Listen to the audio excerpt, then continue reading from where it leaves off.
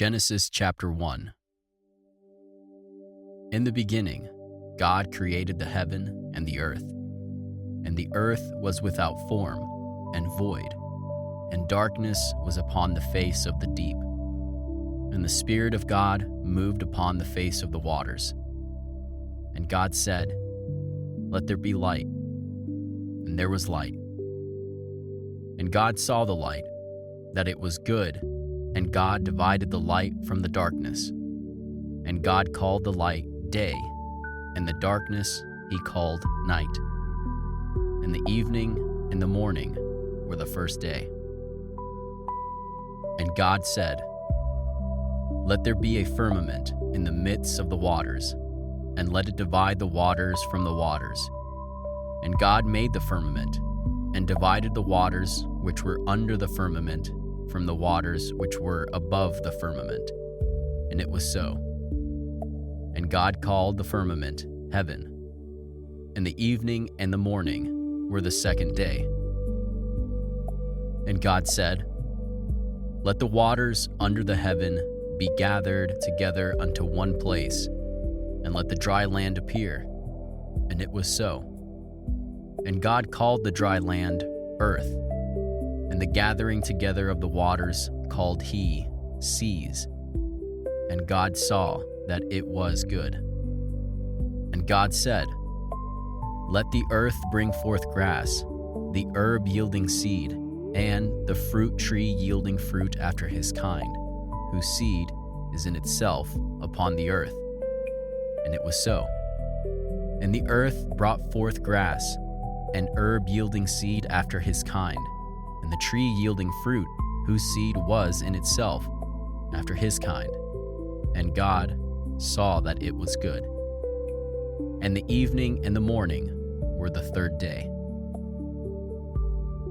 And God said, "Let there be lights in the firmament of the heaven to divide the day from the night, and let them be for signs, and for seasons, and for days and years.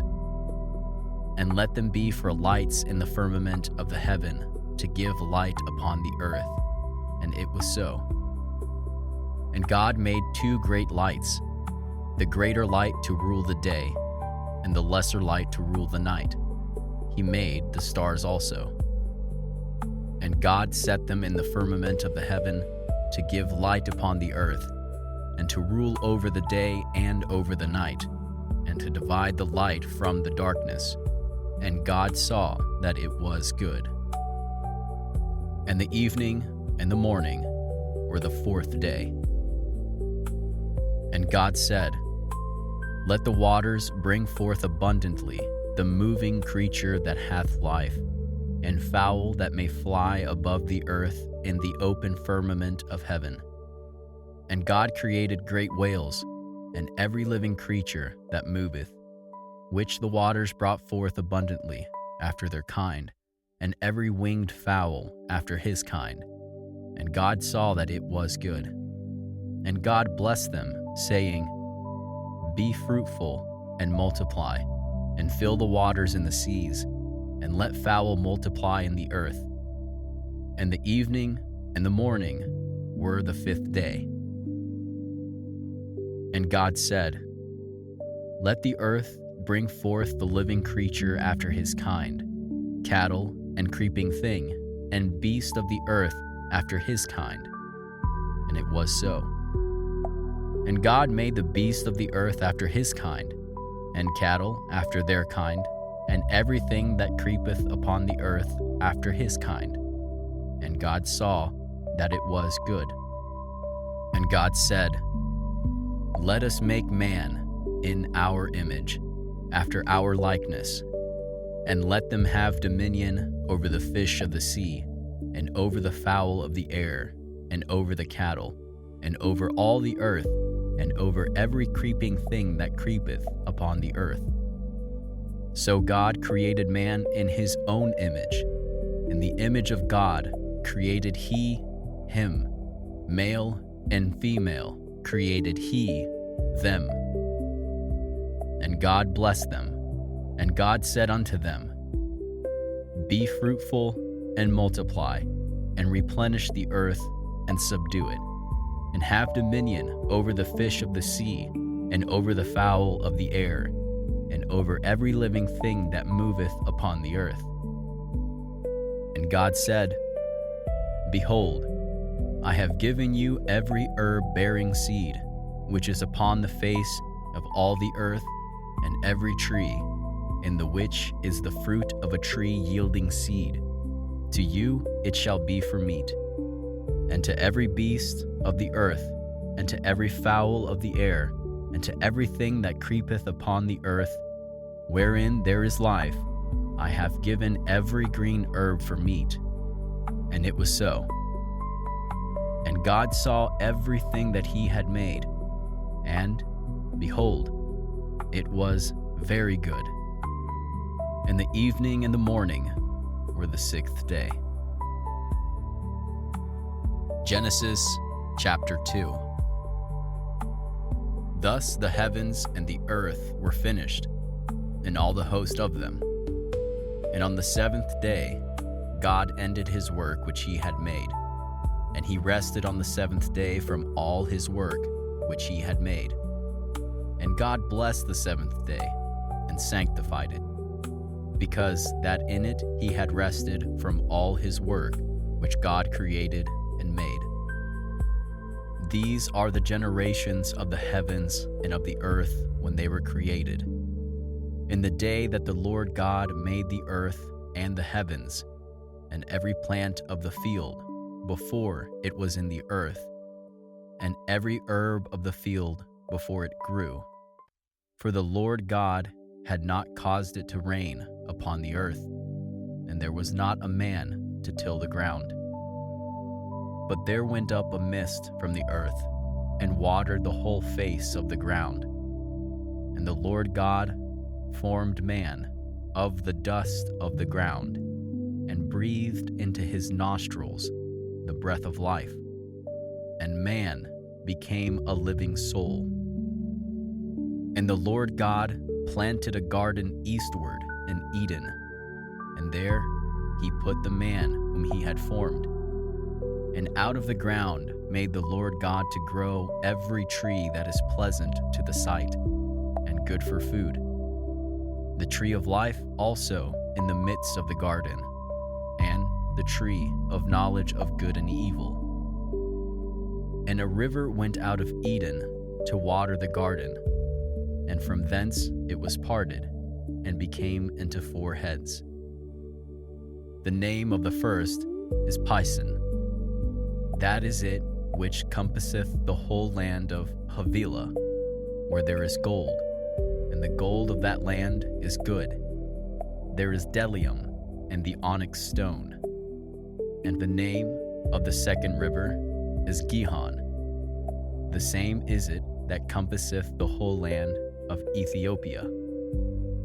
And the name of the third river is Hiddekel. That is it which goeth toward the east of Assyria. And the fourth river is Euphrates. And the Lord God took the man, and put him into the garden of Eden to dress it and to keep it. And the Lord God commanded the man, saying, Of every tree of the garden thou mayest freely eat, but of the tree of the knowledge of good and evil thou shalt not eat of it. For in the day that thou eatest thereof, thou shalt surely die.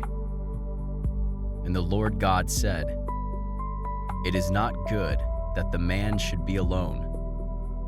I will make him an help meet for him. And out of the ground the Lord God formed every beast of the field, and every fowl of the air, and brought them unto Adam, to see what he would call them. And whatsoever Adam called every living creature, that was the name thereof. And Adam gave names to all cattle, and to the fowl of the air, and to every beast of the field. But for Adam there was not found an helpmeet for him. And the Lord God caused a deep sleep to fall upon Adam, and he slept. And he took one of his ribs, and closed up the flesh instead thereof. And the rib, which the Lord God had taken from man, made he a woman, and brought her unto the man. And Adam said, This is now bone of my bones, and flesh of my flesh. She shall be called woman, because she was taken out of man. Therefore shall a man leave his father and his mother, and shall cleave unto his wife, and they shall be one flesh. And they were both naked, the man and his wife, and were not ashamed. Genesis chapter 3. Now the serpent was more subtle than any beast of the field which the Lord God had made. And he said unto the woman, Yea, hath God said, Ye shall not eat of every tree of the garden? And the woman said unto the serpent, We may eat of the fruit of the trees of the garden, but of the fruit of the tree which is in the midst of the garden, God hath said, Ye shall not eat of it, neither shall ye touch it, lest ye die. And the serpent said unto the woman, Ye shall not surely die, for God doth know that in the day ye eat thereof, then your eyes shall be opened, and ye shall be as gods, knowing good and evil. And when the woman saw that the tree was good for food, and that it was pleasant to the eyes, and a tree to be desired to make one wise, she took of the fruit thereof, and did eat, and gave also unto her husband with her, and he did eat. And the eyes of them both were opened, and they knew that they were naked, and they sewed fig leaves together, and made themselves aprons. And they heard the voice of the Lord God walking in the garden in the cool of the day. And Adam and his wife hid themselves from the presence of the Lord God amongst the trees of the garden. And the Lord God called unto Adam, and said unto him, Where art thou? And he said, I heard thy voice in the garden, and I was afraid, because I was naked, and I hid myself. And he said, Who told thee that thou wast naked? Hast thou eaten of the tree, whereof I commanded thee that thou shouldest not eat? And the man said, The woman whom thou gavest to be with me, she gave me of the tree, and I did eat. And the Lord God said unto the woman, What is this that thou hast done? And the woman said, The serpent beguiled me, and I did eat. And the Lord God said unto the serpent, Because thou hast done this, thou art cursed above all cattle, and above every beast of the field. Upon thy belly shalt thou go, and dust shalt thou eat all the days of thy life. And I will put enmity between thee and the woman, and between thy seed and her seed. And it shall bruise thy head, and thou shalt bruise his heel. Unto the woman he said, I will greatly multiply thy sorrow, and thy conception. In sorrow thou shalt bring forth children, and thy desire shall be to thy husband, and he shall rule over thee. And unto Adam he said, Because thou hast hearkened unto the voice of thy wife, and hast eaten of the tree, of which I commanded thee, saying, Thou shalt not eat of it. Cursed is the ground for thy sake. In sorrow shalt thou eat of it all the days of thy life. Thorns also and thistles shall it bring forth to thee, and thou shalt eat the herb of the field. In the sweat of thy face shalt thou eat bread, till thou return to the ground. For out of it wast thou taken. For dust thou art, and unto dust shalt thou return. And Adam called his wife's name Eve, because she was the mother of all living. Unto Adam also and to his wife did the Lord God make coats of skins and clothed them. And the Lord God said, Behold, the man is become as one of us, to know good and evil. And now, lest he put forth his hand and take also of the tree of life and eat and live forever. Therefore, the Lord God sent him forth from the Garden of Eden to till the ground from whence he was taken. So he drove out the man, and he placed at the east of the Garden of Eden cherubims, and a flaming sword which turned every way, to keep the way of the tree of life. Genesis chapter 4. And Adam knew Eve, his wife, and she conceived, and bare Cain, and said, I have gotten a man from the Lord. And she again bare his brother Abel. And Abel was a keeper of sheep, but Cain was a tiller of the ground. And in process of time it came to pass that Cain brought of the fruit of the ground an offering unto the Lord. And Abel he also brought of the firstlings of his flock and of the fat thereof. And the Lord had respect unto Abel and to his offering, but unto Cain and to his offering he had not respect. And Cain was very wroth, and his countenance fell. And the Lord said unto Cain, Why art thou wroth? And why is thy countenance fallen? If thou doest well, shalt thou not be accepted? And if thou doest not well, sin lieth at the door. And unto thee shall be his desire, and thou shalt rule over him. And Cain talked with Abel his brother. And it came to pass, when they were in the field, that Cain rose up against Abel his brother, and slew him. And the Lord said unto Cain, Where is Abel thy brother? And he said, I know not. Am I my brother's keeper? And he said, What hast thou done? The voice of thy brother's blood crieth unto me from the ground. And now art thou cursed from the earth, which hath opened her mouth to receive thy brother's blood from thy hand. When thou tillest the ground, it shall not henceforth yield unto thee her strength. A fugitive and a vagabond shalt thou be in the earth. And Cain said unto the Lord, My punishment is greater than I can bear. Behold, thou hast driven me out this day from the face of the earth, and from thy face shall I be hid. And I shall be a fugitive and a vagabond in the earth, and it shall come to pass that everyone that findeth me shall slay me. And the Lord said unto him, Therefore whosoever slayeth Cain, vengeance shall be taken on him sevenfold. And the Lord set a mark upon Cain, lest any finding him should kill him. And Cain went out from the presence of the Lord, and dwelt in the land of Nod, on the east of Eden.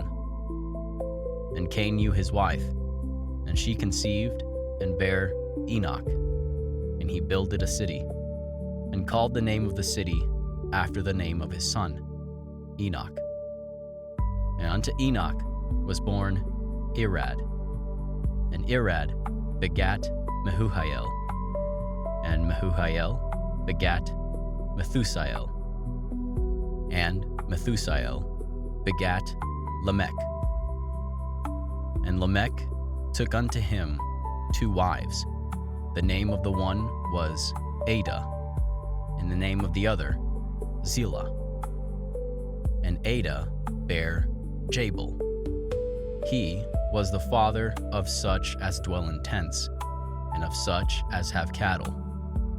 And his brother's name was Jubal. He was the father of all such as handle the harp and organ. And Zillah, she also bare Tubal-Cain, an instructor of every artificer in brass and iron. And the sister of Tubal-Cain was Naamah. And Lamech said unto his wives, Ada and Zillah, hear my voice. Ye wives of Lamech, hearken unto my speech, for I have slain a man to my wounding, and a young man to my hurt. If Cain shall be avenged sevenfold, truly Lamech 70 and sevenfold. And Adam knew his wife again, and she bare a son, and called his name Seth. For God, said she, hath appointed me another seed instead of Abel, whom Cain slew. And to Seth, to him also there was born a son, and he called his name Enos. Then began men to call upon the name of the Lord. Genesis chapter 5. This is the book of the generations of Adam. In the day that God created man, in the likeness of God made he him. Male and female created he them, and blessed them, and called their name Adam, in the day when they were created. And Adam lived 130 years, and begat a son in his own likeness, after his image, and called his name Seth. And the days of Adam, after he had begotten Seth, were 800 years, and he begat sons and daughters.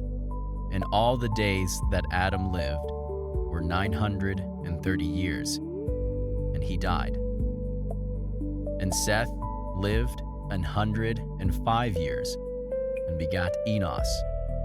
And Seth lived, after he begat Enos, 807 years, and begat sons and daughters. And all the days of Seth were 912 years, and he died. And Enos lived 90 years, and begat Canaan. And Enos lived, after he begat Canaan, 815 years, and begat sons and daughters. And all the days of Enos were 905 years, and he died. And Canaan lived 70 years, and begat Mahalaleel. And Canaan lived, after he begat Mahalaleel, 840 years, and begat sons and daughters.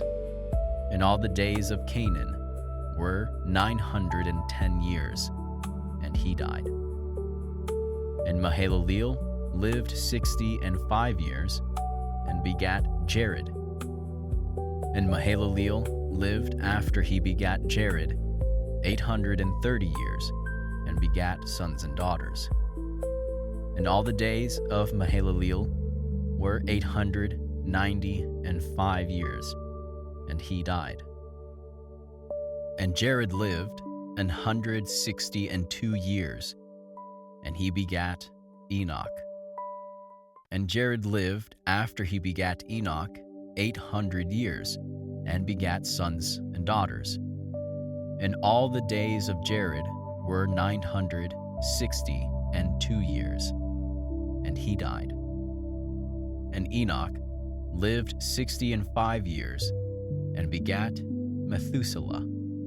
And Enoch walked with God, after he begat Methuselah, 300 years, and begat sons and daughters. And all the days of Enoch were 365 years.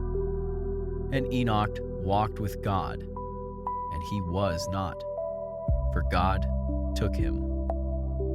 And Methuselah lived 187 years, and begat Lamech.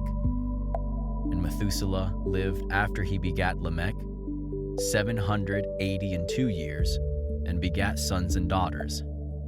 And all the days of Methuselah were 969 years, and he died. And Lamech lived 182 years, and begat a son. And he called his name Noah, saying, This same shall comfort us concerning our work and toil of our hands, because of the ground which the Lord hath cursed. And Lamech lived after he begat Noah 595 years, and begat sons and daughters. And all the days of Lamech were 777 years, and he died. And Noah was 500 years old, and Noah begat Shem, Ham, and Japheth. Genesis chapter 6. And it came to pass, when men began to multiply on the face of the earth, and daughters were born unto them, that the sons of God saw the daughters of men, that they were fair, and they took them wives of all which they chose. And the Lord said, My spirit shall not always strive with man, for that he also is flesh, yet his days shall be 120 years. There were giants in the earth in those days, and also after that, when the sons of God came in unto the daughters of men, and they bare children to them. The same became mighty men which were of old, men of renown. And God saw that the wickedness of man was great in the earth, and that every imagination of the thoughts of his heart was only evil continually. And it repented the Lord that he had made man on the earth, and it grieved him at his heart. And the Lord said, I will destroy man whom I have created from the face of the earth, both man and beast and the creeping thing, and the fowls of the air, for it repenteth me that I have made them. But Noah found grace in the eyes of the Lord.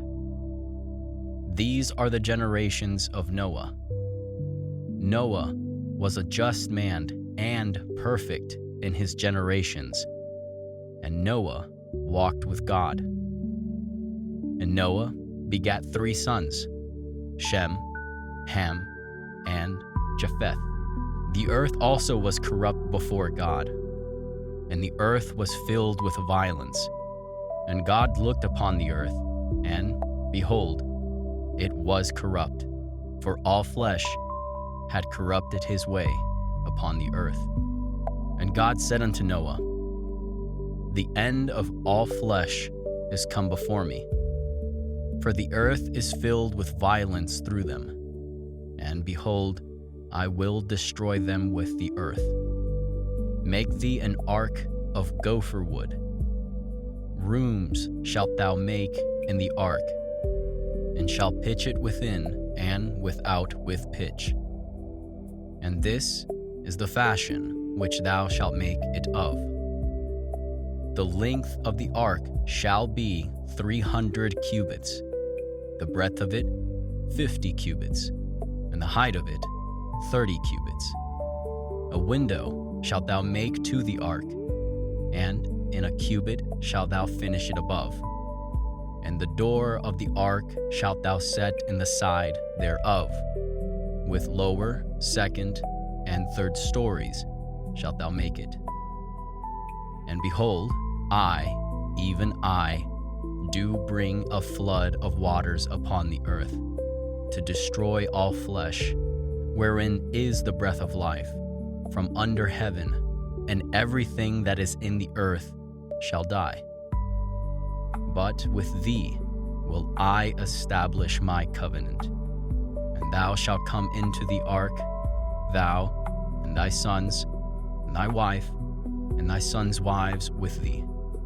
And of every living thing of all flesh, 2 of every sort shalt thou bring into the ark, to keep them alive with thee, they shall be male and female. Of fowls after their kind, and of cattle after their kind, of every creeping thing of the earth after his kind.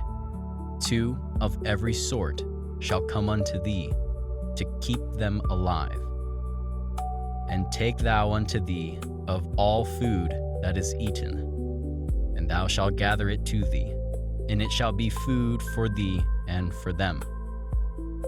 Thus did Noah, according to all that God commanded him, so did he. Genesis chapter 7. And the Lord said unto Noah, Come thou and all thy house into the ark, for thee have I seen righteous before me in this generation. Of every clean beast thou shalt take to thee by sevens, the male and his female, and of beasts that are not clean by 2, the male and his female. Of fowls of the air by sevens, the male and the female, to keep seed alive upon the face of all the earth. For yet 7 days, and I will cause it to rain upon the earth 40 days and 40 nights, and every living substance that I have made will I destroy from off the face of the earth. And Noah did according unto all the Lord commanded him. And Noah was 600 years old when the flood of waters was upon the earth. And Noah went in, and his sons, and his wife, and his sons' wives with him, into the ark, because of the waters of the flood. Of clean beasts, and of beasts that are not clean, and of fowls, and of everything that creepeth upon the earth, there went in 2 and 2 unto Noah into the ark, the male and the female, as God had commanded Noah. And it came to pass, after 7 days, that the waters of the flood were upon the earth. In the 600th year of Noah's life, in the 2nd month, the 17th day of the month, the same day were all the fountains of the great deep broken up, and the windows of heaven were opened. And the rain was upon the earth 40 days and 40 nights. In the selfsame day entered Noah, and Shem, and Ham, and Japheth, the sons of Noah, and Noah's wife, and the 3 wives of his sons with them, into the ark. They, and every beast after his kind, and all the cattle after their kind, and every creeping thing that creepeth upon the earth after his kind, and every fowl after his kind, every bird of every sort. And they went in unto Noah into the ark, 2 and 2 of all flesh, wherein is the breath of life. And they that went in male and female of all flesh, as God had commanded him. And the Lord shut him in. And the flood was 40 days upon the earth, and the waters increased, and bare up the ark, and it was lift up above the earth. And the waters prevailed, and were increased greatly upon the earth, and the ark went upon the face of the waters. And the waters prevailed exceedingly upon the earth, and all the high hills that were under the whole heaven were covered. 15 cubits upward did the waters prevail, and the mountains were covered. And all flesh died that moved upon the earth, both of fowl and of cattle, and of beast, and of every creeping thing that creepeth upon the earth, and every man, all in whose nostrils was the breath of life. All of that was in the dry land died. And every living substance was destroyed, which was upon the face of the ground, both man and cattle, and the creeping things, and the fowl of the heaven, and they were destroyed from the earth. And Noah only remained alive, and they that were with him in the ark. and the waters prevailed upon the earth 150 days. Genesis chapter 8. And God remembered Noah, and every living thing, and all the cattle that was with him in the ark. And God made a wind to pass over the earth, and the waters assuaged. The fountains also of the deep and the windows of heaven were stopped, and the rain from heaven was restrained, and the waters returned from off the earth continually. And after the end of the 150 days, the waters were abated. And the ark rested on the 7th month, on the 17th day of the month, upon the mountains of Ararat. And the waters decreased continually until the 10th month. In the 10th month, on the 1st day of the month, were the tops of the mountains seen. And it came to pass at the end of 40 days that Noah opened the window of the ark which he had made, and he sent forth a raven, which went forth to and fro until the waters were dried up from off the earth. Also he sent forth a dove from him, to see if the waters were abated from off the face of the ground. But the dove found no rest for the sole of her foot, and she returned unto him into the ark, for the waters were on the face of the whole earth. Then he put forth his hand, and took her, and pulled her in unto him into the ark. And he stayed yet other 7 days. And again he sent forth the dove out of the ark. And the dove came into him in the evening, and lo, in her mouth was an olive leaf plucked off. So Noah knew that the waters were abated from off the earth. And he stayed yet other 7 days, and sent forth the dove, which returned not again unto him any more. And it came to pass in the 601st year, in the 1st month, the 1st day of the month, the waters were dried up from off the earth.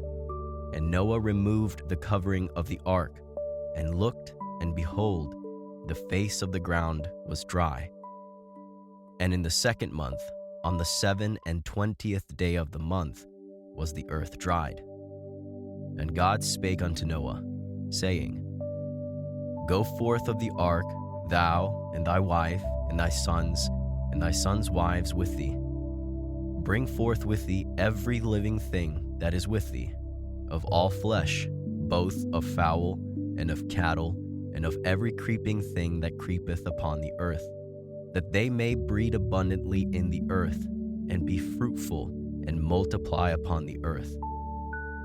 And Noah went forth, and his sons, and his wife, and his sons' wives with him.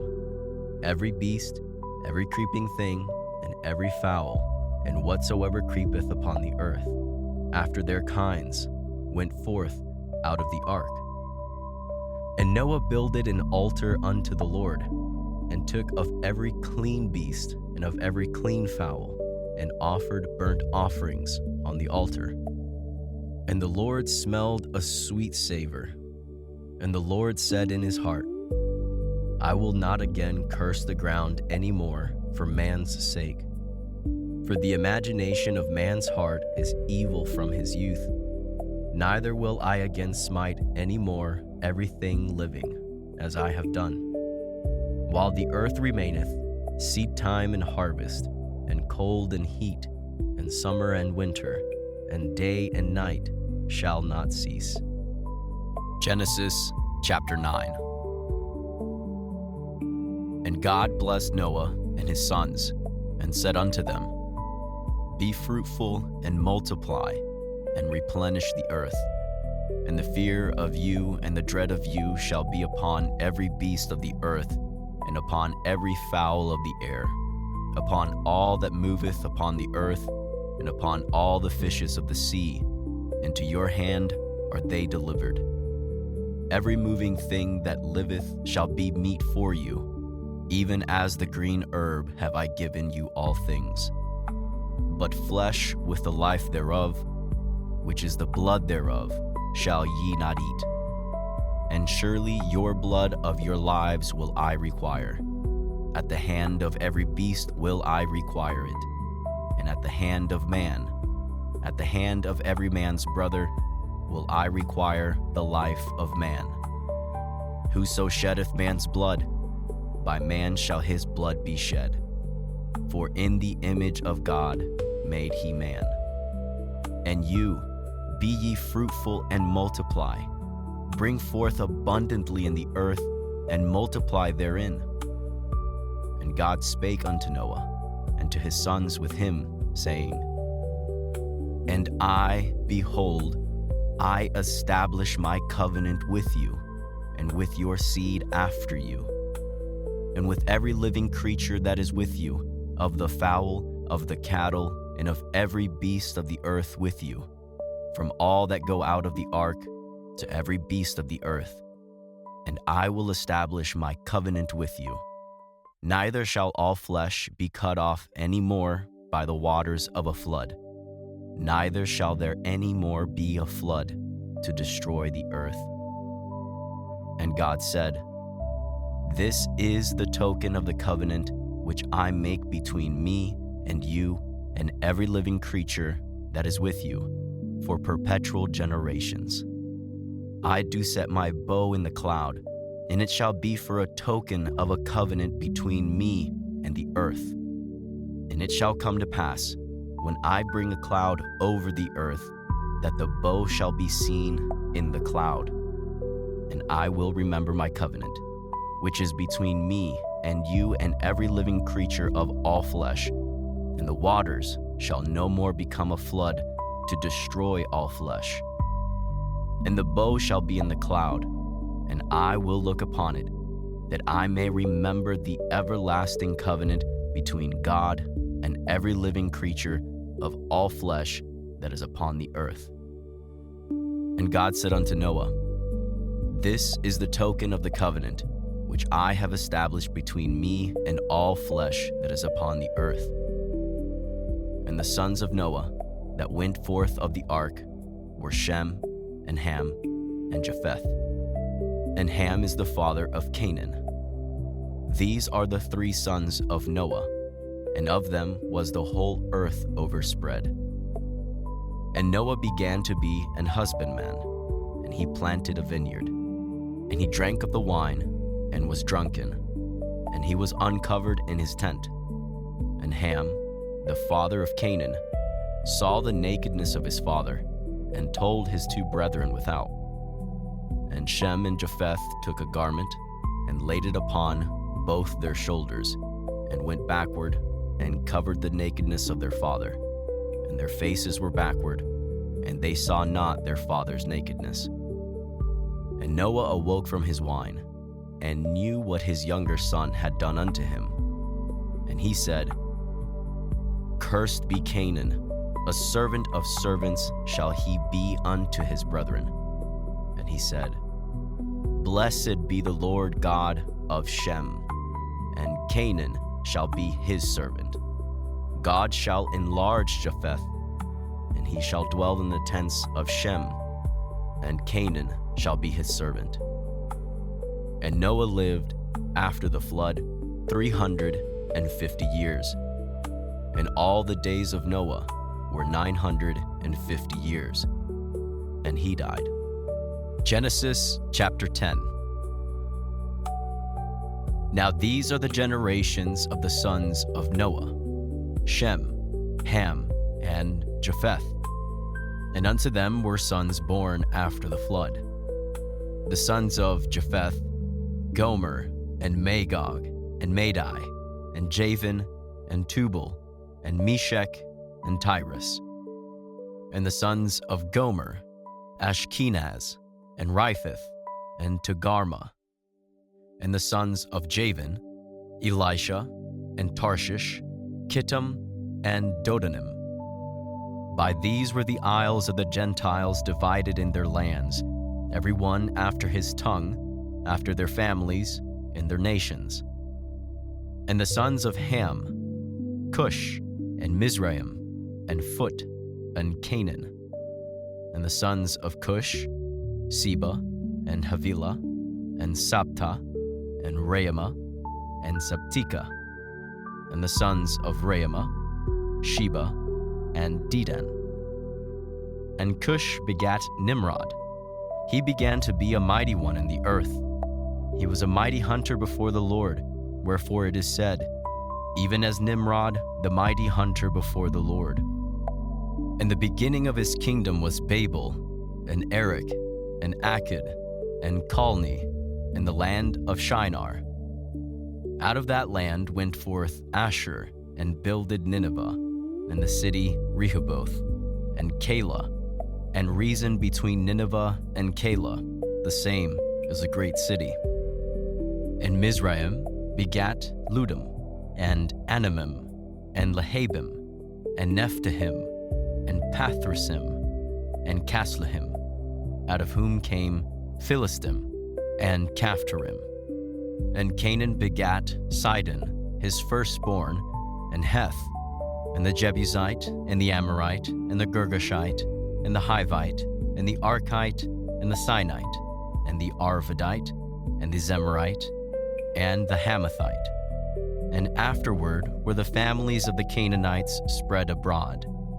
And the border of the Canaanites was from Sidon, as thou comest to Gerar, unto Gaza, as thou goest unto Sodom and Gomorrah, and Admah, and Zeboam, even unto Lasha.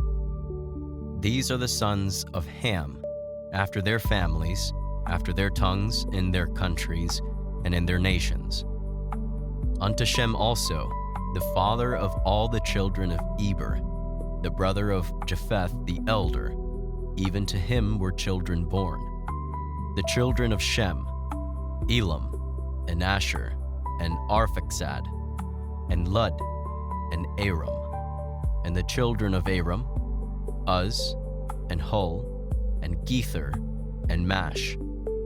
And Arphaxad begat Selah, and Selah begat Eber. And unto Eber were born two sons. The name of one was Peleg, for in his days was the earth divided, and his brother's name was Joktan.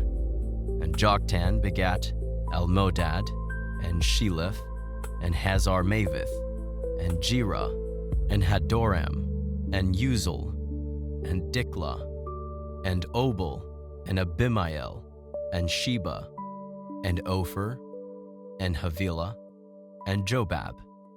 All these were the sons of Joktan. And their dwelling was from Mesha, as thou goest unto Sephar, a mount of the east. These are the sons of Shem, after their families, after their tongues and their lands, after their nations. These are the families of the sons of Noah, after their generations, in their nations. And by these were the nations divided in the earth after the flood. Genesis chapter 11. And the whole earth was of one language and of one speech. And it came to pass, as they journeyed from the east, that they found a plain in the land of Shinar, and they dwelt there. And they said to one another, Go to, let us make brick and burn them thoroughly. And they had brick for stone, and slime had they for mortar. And they said, Go to, let us build us a city and a tower, whose top may reach unto heaven, and let us make a name, lest we be scattered abroad upon the face of the whole earth. And the Lord came down to see the city and the tower, which the children of men builded. And the Lord said, Behold, the people is one, and have all one language, and this they begin to do. And now nothing will be restrained from them, which they have imagined to do. Go to, let us go down, and there confound their language, that they may not understand one another's speech. So the Lord scattered them abroad from thence upon the face of all the earth, and they left off to build the city. Therefore it is the name of it called Babel, because the Lord did there confound the language of all the earth. And from thence did the Lord scatter them abroad upon the face of all the earth. these are the generations of Shem. Shem was 100 years old, and begat Arphaxad 2 years after the flood. And Shem lived after he begat Arphaxad 500 years, and begat sons and daughters. And Arphaxad lived 35 years, and begat Selah. And Arphaxad lived after he begat Selah 403 years, and begat sons and daughters. And Selah lived 30 years, and begat Eber. And Selah lived after he begat Eber 403 years, and begat sons and daughters. And Eber lived 34 years, and begat Peleg. And Eber lived after he begat Peleg 430 years, and begat sons and daughters. And Peleg lived 30 years, and begat Reu. And Peleg lived after he begat Reu 209 years, and begat sons and daughters. And Reu lived 32 years, and begat Serug. And Reu lived after he begat Serug 207 years, and begat sons and daughters. And Serug lived 30 years, and begat Nahor. And Serug lived after he begat Nahor 200 years, and begat sons and daughters. And Nahor lived 29 years, and begat Terah. And Nahor lived after he begat Terah 119 years, and begat sons and daughters. And Terah lived 70 years, and begat Abram, Nahor, and Haran. Now these are the generations of Terah. Terah begat Abram, Nahor, and Haran begat Lot. And Haran died before his father Terah in the land of his nativity, in Ur of the Chaldees. And Abram and Nahor took them wives. The name of Abram's wife was Sarai, and the name of Nahor's wife, Milcah, the daughter of Haran, the father of Milcah, and the father of Iscah. But Sarai was barren; she had no child.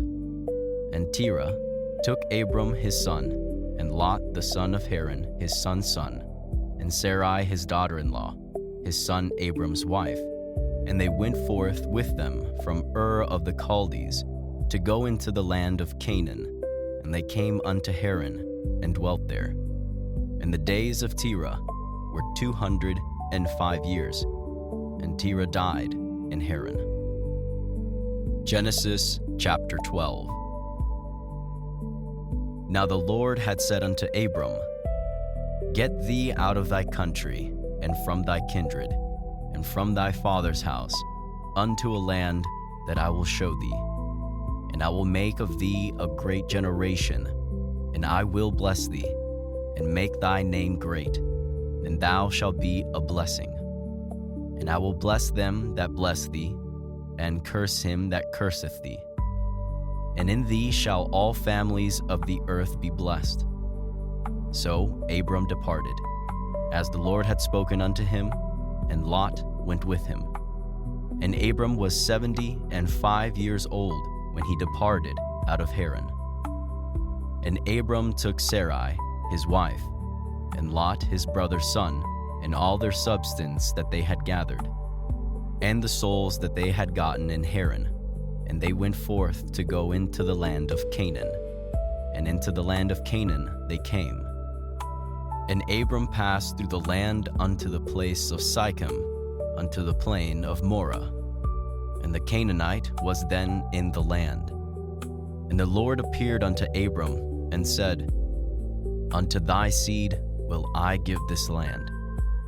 And there builded he an altar unto the Lord, who appeared unto him.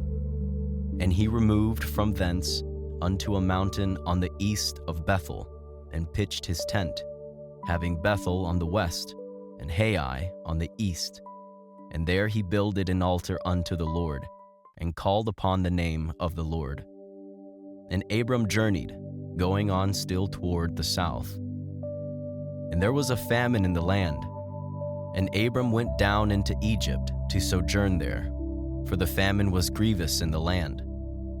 And it came to pass, when he was come near to enter into Egypt, that he said unto Sarai his wife, Behold now, I know that thou art a fair woman to look upon. Therefore it shall come to pass, when the Egyptians shall see thee, that they shall say, This is his wife, and they will kill me, but they will save thee alive. Say, I pray thee, thou art my sister, that it may be well with me for thy sake, and my soul shall live because of thee. And it came to pass that, when Abram was come into Egypt, the Egyptians beheld the woman, that she was very fair. The princess also of Pharaoh saw her, and commended her before Pharaoh. And the woman was taken into Pharaoh's house. And he entreated Abram well for her sake. And he had sheep, and oxen, and he-asses, and men-servants, and maidservants, and she-asses, and camels. And the Lord plagued Pharaoh and his house with great plagues because of Sarai, Abram's wife. And Pharaoh called Abram and said, What is this that thou hast done unto me? Why didst thou not tell me that she was thy wife? Why saidst thou, She is my sister? So I might have taken her to me to wife. Now therefore, behold thy wife, take her, and go thy way. And Pharaoh commanded his men concerning him, and they sent him away, and his wife, and all that he had. Genesis chapter 13. And Abram went up out of Egypt, he and his wife, and all that he had, and Lot with him, into the south. And Abram was very rich in cattle, in silver, and in gold. And he went on his journeys from the south, even to Bethel, unto the place where his tent had been at the beginning, between Bethel and Hai, unto the place of the altar which he had made there at the first. And there Abram called on the name of the Lord. And Lot also, which went with Abram, had flocks and herds and tents. And the land was not able to bear them, that they might dwell together, for their substance was great, so that they could not dwell together. And there was a strife between the herdmen of Abram's cattle and the herdmen of Lot's cattle. And the Canaanite and the Perizzite dwelled then in the land.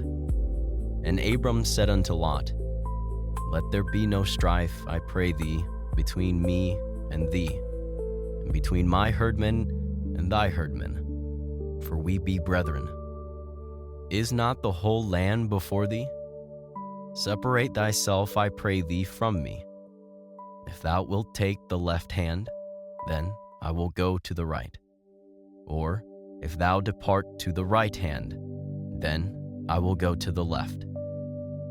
And Lot lifted up his eyes and beheld all the plain of Jordan, that it was well watered everywhere, before the Lord destroyed Sodom and Gomorrah, even as the garden of the Lord, like the land of Egypt, as thou comest unto Zoar.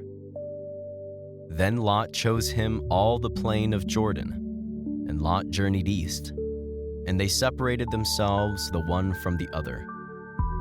Abram dwelled in the land of Canaan, and Lot dwelled in the cities of the plain, and pitched his tent toward Sodom. But the men of Sodom were wicked, and sinners before the Lord exceedingly. And the Lord said unto Abram, after that Lot was separated from him, Lift up now thine eyes, and look from the place where thou art northward, and southward, and eastward, and westward. For all the land which thou seest, to thee will I give it, and to thy seed forever. And I will make thy seed as the dust of the earth, so that if a man can number the dust of the earth, then shall thy seed also be numbered. Arise, walk through the land in the length of it and in the breadth of it, for I will give it unto thee. Then Abram removed his tent, and came and dwelt in the plain of Mamre, which is in Hebron, and built there an altar unto the Lord. Genesis chapter 14. And it came to pass in the days of Amraphel, king of Shinar, Arioch, king of Eleazar, Chedorlaomer, king of Elam, and Tidal, king of nations, that these made war with Bera, king of Sodom, and with Birsha, king of Gomorrah, Shinab, king of Admah, and Shemeber, king of Zeboim, and the king of Bela, which is Zoar. All these were joined together in the vale of Siddim, which is the Salt Sea. 12 years they served Chedorlaomer, and in the 13th year they rebelled. And in the 14th year came Chedorlaomer, and the kings that were with him, and smote the Rephaims in Ashtaroth Karnaim, and the Zuzims in Ham, and the Emims in Sheva Kiriathaim, and the Horites in their Mount Seir unto El Paran, which is by the wilderness. And they returned and came to En Mishpat, which is Kadesh, and smote all the country of the Amalekites, and also the Amorites, that dwelt in Hazazon Tamar. And there went out the king of Sodom, and the king of Gomorrah, and the king of Admah, and the king of Zeboim, and the king of Bela, the same as Zoar, and they joined battle with them in the vale of Siddim, with Chedorlaomer the king of Elam, and with Tidal king of nations, and Amraphel king of Shinar, and Arioch king of Eleazar, 4 kings with 5. And the vale of Siddim was full of slime pits, and the kings of Sodom and Gomorrah fled, and fell there, and they that remained fled to the mountain. And they took all the goods of Sodom and Gomorrah, and all their victuals, and went their way. And they took Lot, Abram's brother's son, who dwelt in Sodom, and his goods, and departed. And there came one that had escaped, and told Abram the Hebrew, for he dwelt in the plain of Mamre, the Amorite, brother of Eshcol, and brother of Aner, and these were confederate with Abram. And when Abram heard that his brother was taken captive, he armed his trained servants, born in his own house, 318, and pursued them unto Dan. And he divided himself against them, he and his servants, by night, and smote them, and pursued them unto Hobah, which is on the left hand of Damascus. And he brought back all the goods, and also brought again his brother Lot, and his goods, and the women also, and the people. And the king of Sodom went out to meet him after his return from the slaughter of Chedorlaomer, and of the kings that were with him, at the valley of Sheva, which is the king's dale. And Melchizedek, king of Salem, brought forth bread and wine, and he was the priest of the Most High God. And he blessed him, and said, Blessed be Abram of the Most High God, possessor of heaven and earth. And blessed be the Most High God, which hath delivered thine enemies into thy hand. And he gave him tithes of all. And the king of Sodom said unto Abram, Give me the persons, and take the goods to thyself. And Abram said to the king of Sodom, I have lifted up mine hand unto the Lord, the Most High God, the possessor of heaven and earth, that I will not take from a thread, even to a shoe latchet, and that I will not take anything that is thine, lest thou shouldest say, I have made Abram rich. Save only that which the young men have eaten, and the portion of the men which went with me, Aner, Eshcol, and Mamre. Let them take their portion. Genesis chapter 15. After these things, the word of the Lord came unto Abram in a vision, saying, Fear not, Abram, I am thy shield, and thy exceeding great reward. And Abram said, Lord God, what wilt thou give me, seeing I go childless, and the steward of my house is this Eliezer of Damascus? And Abram said, Behold, to me thou hast given no seed, and lo, one born in my house is mine heir. And behold, the word of the Lord came unto him, saying, This shall not be thine heir, but he that shall come forth out of thine own bowels shall be thine heir. And he brought him forth abroad, and said, Look now toward heaven, and tell the stars, if thou be able to number them. And he said unto him, So shall thy seed be. And he believed in the Lord, and he counted it to him for righteousness. And he said unto him, I am the Lord that brought thee out of Ur of the Chaldees, to give thee this land to inherit it. And he said, Lord God, whereby shall I know that I shall inherit it? And he said unto him, Take me an heifer of 3 years old, and a she-goat of 3 years old, and a ram of 3 years old, and a turtle dove, and a young pigeon. And he took unto him all these, and divided them in the midst, and laid each piece one against another. But the birds divided he not. And when the fowls came down upon the carcasses, Abram drove them away. And when the sun was going down, a deep sleep fell upon Abram, and lo, an horror of great darkness fell upon him. And he said unto Abram, Know of a surety that thy seed shall be a stranger in a land that is not theirs, and shall serve them, and they shall afflict them 400 years. And also that nation whom they shall serve will I judge, and afterward shall they come out with great substance. And thou shalt go to thy fathers in peace. Thou shalt be buried in a good old age. But in the 4th generation they shall come hither again, for the iniquity of the Amorites is not yet full. And it came to pass that when the sun went down, and it was dark, behold, a smoking furnace and a burning lamp that passed between those pieces. In the same day the Lord made a covenant with Abram, saying, Unto thy seed have I given this land, from the river of Egypt unto the great river, the river Euphrates, the Kenites, and the Kenizzites, and the Cadmonites, and the Hittites, and the Perizzites, and the Rephaims, and the Amorites, and the Canaanites, and the Girgashites, and the Jebusites. Genesis chapter 16. Now Sarai, Abram's wife, bare him no children, and she had an handmaid, an Egyptian, whose name was Hagar. And Sarai said unto Abram, Behold now, the Lord hath restrained me from bearing. I pray thee, go in unto my maid. It may be that I may obtain children by her. And Abram hearkened to the voice of Sarai.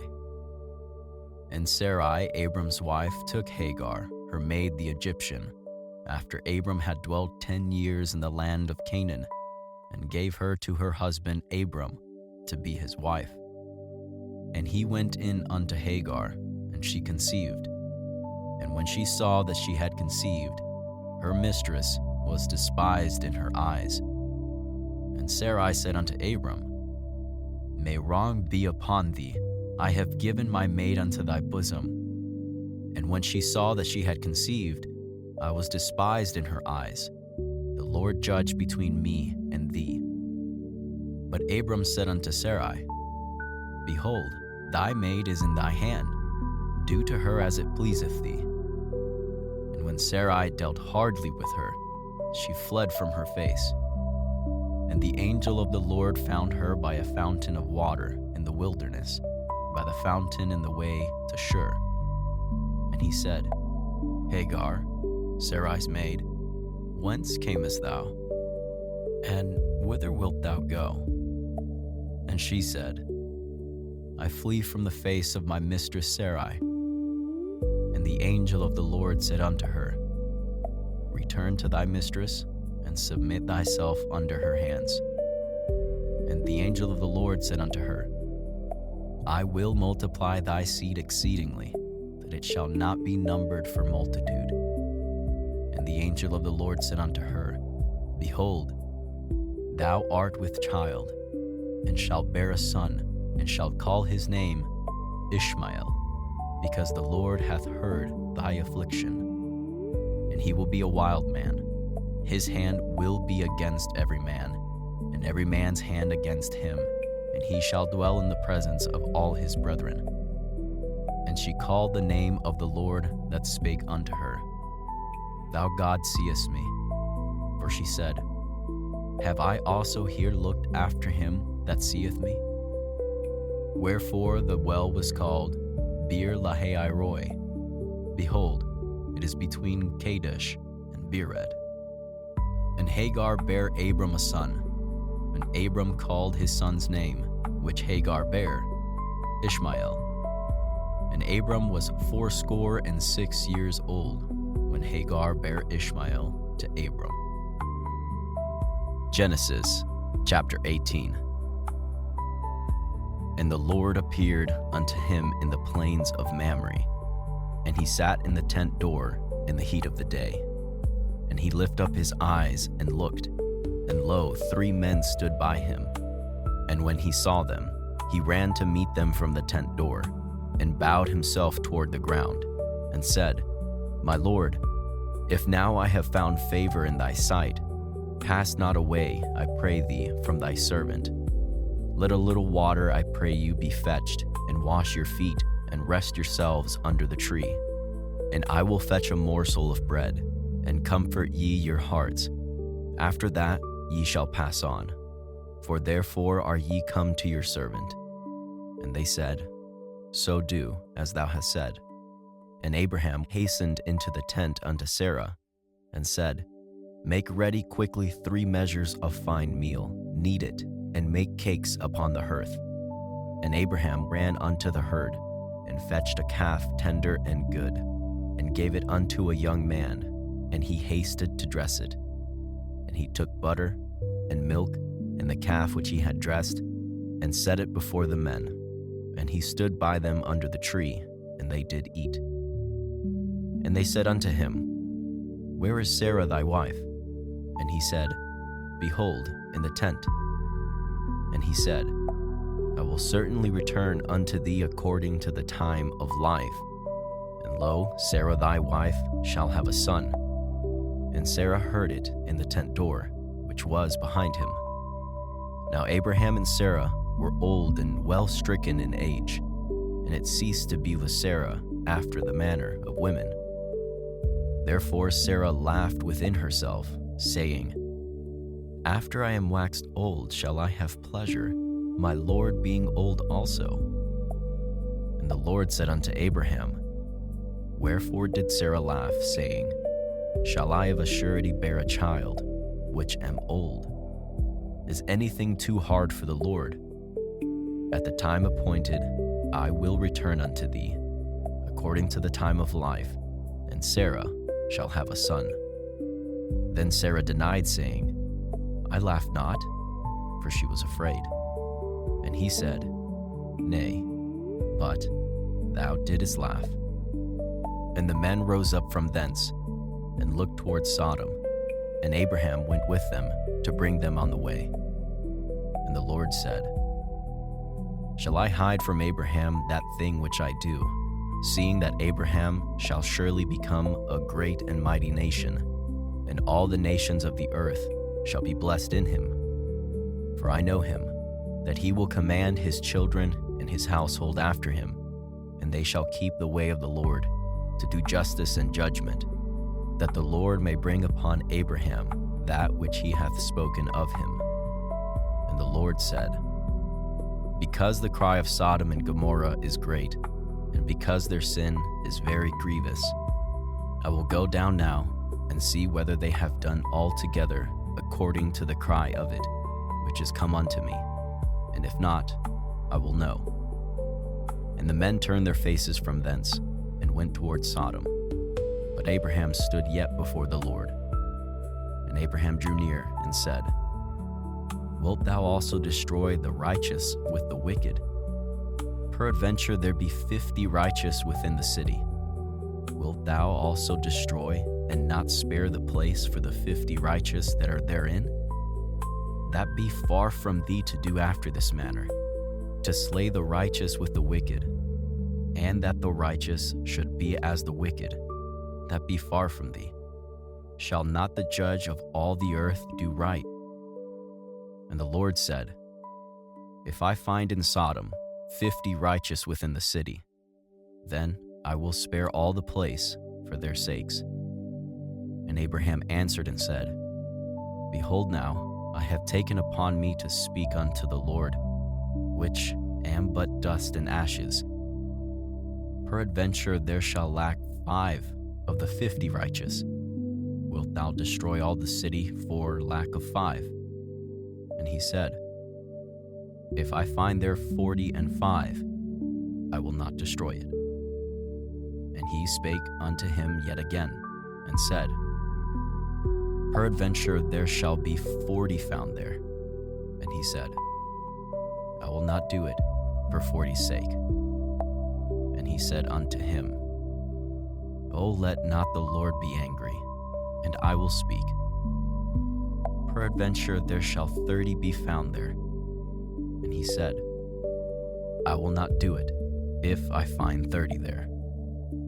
And he said, Behold now, I have taken upon me to speak unto the Lord. Peradventure there shall be 20 found there. And he said, I will not destroy it for 20's sake. And he said, O let not the Lord be angry, and I will speak yet but this once. Peradventure 10 shall be found there. And he said, I will not destroy it for 10's sake.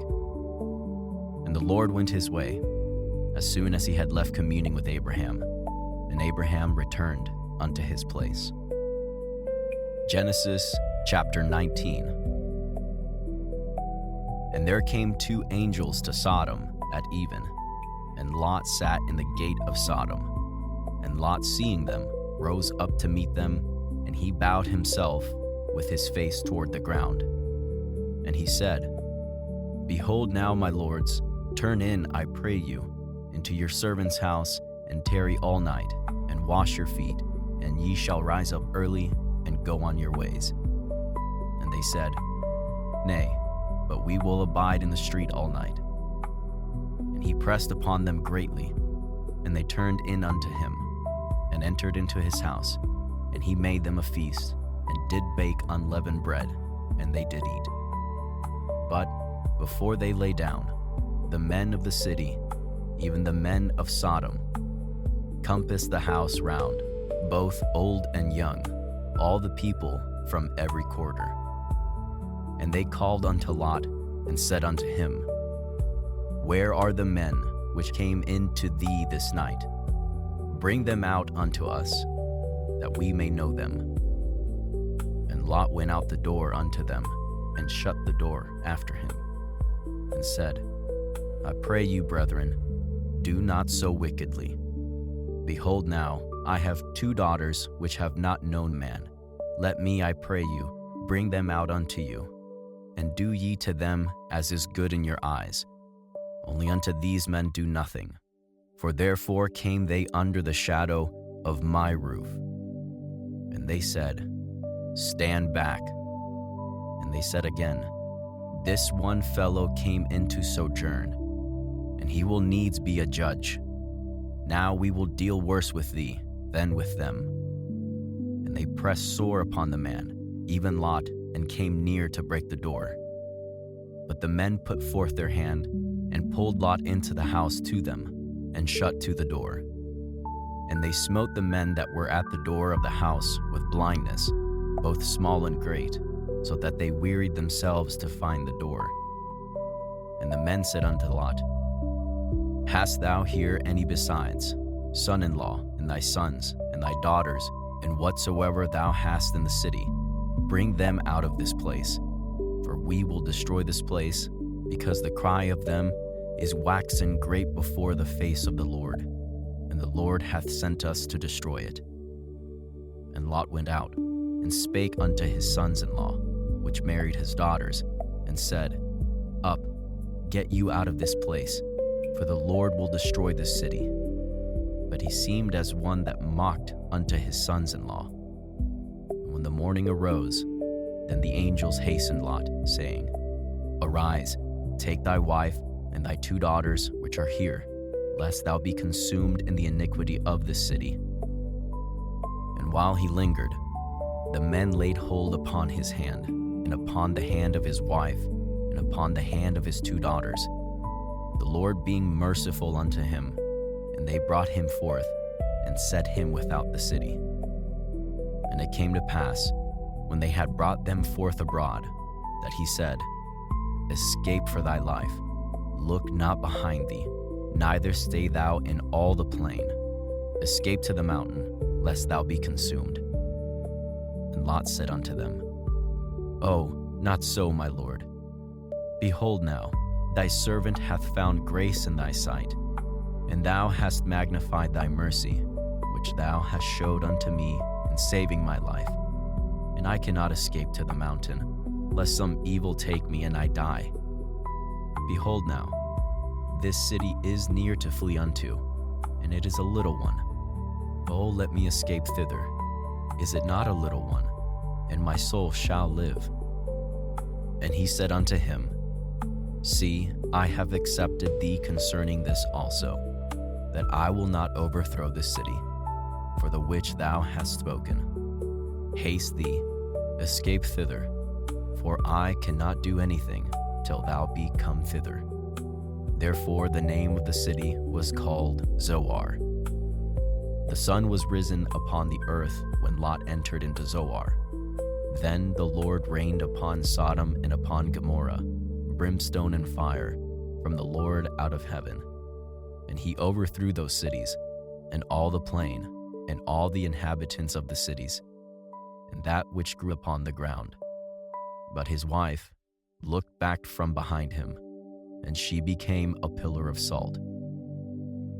And Abraham got up early in the morning to the place where he stood before the Lord. And he looked toward Sodom and Gomorrah, and toward all the land of the plain, and beheld, and lo, the smoke of the country went up as the smoke of a furnace. And it came to pass, when God destroyed the cities of the plain, that God remembered Abraham, and sent Lot out of the midst of the overthrow, when he overthrew the cities in the which Lot dwelt. And Lot went up out of Zoar, and dwelt in the mountain, and his 2 daughters with him. For he feared to dwell in Zoar, and he dwelt in a cave, he and his 2 daughters. And the firstborn said unto the younger, Our father is old, and there is not a man in the earth to come in unto us after the manner of all the earth. Come, let us make our father drink wine, and we will lie with him, that we may preserve seed of our father. And they made their father drink wine that night. And the firstborn went in and lay with her father, and he perceived not when she lay down, nor when she arose.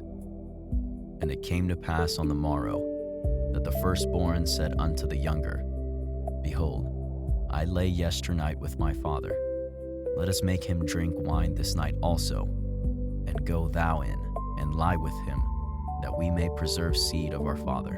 And they made their father drink wine that night also. And the younger arose and lay with him, and he perceived not when she lay down, nor when she arose.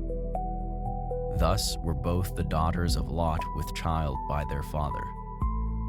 And the firstborn bare a son, and called his name Moab. The same is the father of the Moabites unto this day. And the younger, she also bare a son, and called his name Ben-Ami. The same is the father of the children of Ammon unto this day. Genesis chapter 20. And Abraham journeyed from thence toward the south country, and dwelled between Kadesh and Shur, and sojourned in Gerar. And Abraham said of Sarah his wife, She is my sister. And Abimelech king of Gerar sent and took Sarah. But God came to Abimelech in a dream by night, and said to him, Behold, thou art but a dead man, for the woman which thou hast taken, for she is a man's wife." But Abimelech had not come near her, and he said, "Lord, wilt thou slay also a righteous nation? Said he not unto me, She is my sister? And she, even she herself said, He is my brother. In the integrity of my heart and innocency of my hands have I done this." And God said unto him in a dream, "Yea, I know that thou didst this in the integrity of thy heart. For I also withheld thee from sinning against me. Therefore suffered I thee not to touch her. Now therefore restore the man his wife, for he is a prophet, and he shall pray for thee, and thou shalt live. And if thou restore her not, know thou that thou shalt surely die, thou and all that are thine." Therefore Abimelech rose early in the morning, and called all his servants, and told all these things in their ears, and the men were sore afraid. Then Abimelech called Abraham, and said unto him, "What hast thou done unto us? And what have I offended thee, that thou hast brought on me and on my kingdom a great sin? Thou hast done deeds unto me that ought not to be done." And Abimelech said unto Abraham, "What sawest thou, that thou hast done this thing?" And Abraham said, "Because I thought, surely the fear of God is not in this place, and they will slay me for my wife's sake. And yet indeed she is my sister. She is the daughter of my father, but not the daughter of my mother, and she became my wife. And it came to pass, when God caused me to wander from my father's house, that I said unto her, This is thy kindness which thou shalt show unto me. At every place whither we shall come, say of me, He is my brother." And Abimelech took sheep and oxen and men servants and women servants, and gave them unto Abraham, and restored him Sarah his wife. And Abimelech said, "Behold, my land is before thee. Dwell where it pleaseth thee." And unto Sarah he said, "Behold, I have given thy brother 1,000 pieces of silver. Behold, he is to thee a covering of the eyes, unto all that are with thee, and with all other." Thus she was reproved. So Abraham prayed unto God, and God healed Abimelech, and his wife, and his maidservants, and they bare children. For the Lord had fast closed up all the wombs of the house of Abimelech, because of Sarah, Abraham's wife. Genesis chapter 21. And the Lord visited Sarah, as he had said, and the Lord did unto Sarah as he had spoken. For Sarah conceived, and bare Abraham a son in his old age, at the set time of which God had spoken to him. And Abraham called the name of his son that was born unto him, whom Sarah bare to him, Isaac. And Abraham circumcised his son Isaac, being 8 days old, as God had commanded him. And Abraham was 100 years old when his son Isaac was born unto him. And Sarah said, God hath made me to laugh, so that all that hear will laugh with me. And she said, Who would have said unto Abraham, that Sarah should have given children suck? For I have borne him a son in his old age. And the child grew, and was weaned. And Abraham made a great feast the same day that Isaac was weaned. And Sarah saw the son of Hagar the Egyptian, which she had borne unto Abraham, mocking. Wherefore she said unto Abraham, Cast out this bondwoman and her son, for the son of this bondwoman shall not be heir with my son, even with Isaac. And the thing was very grievous in Abraham's sight because of his son. And God said unto Abraham, Let it not be grievous in thy sight because of the lad, and because of thy bondwoman. And all that Sarah hath said unto thee, hearken unto her voice. For in Isaac shall thy seed be called. also of the son of the bondwoman will I make a nation, because he is thy seed. And Abraham rose up early in the morning, and took bread and a bottle of water, and gave it unto Hagar, putting it on her shoulder, and the child, and sent her away. And she departed and wandered in the wilderness of Beersheba. And the water was spent in the bottle, and she cast the child under one of the shrubs. And she went and sat her down over against him a good way off, as it were a bowshot. For she said, Let me not see the death of the child. And she sat over against him, and lifted up her voice, and wept. And God heard the voice of the lad, and the angel of God called to Hagar out of heaven, and said unto her, What aileth thee, Hagar? Fear not, for God hath heard the voice of the lad where he is.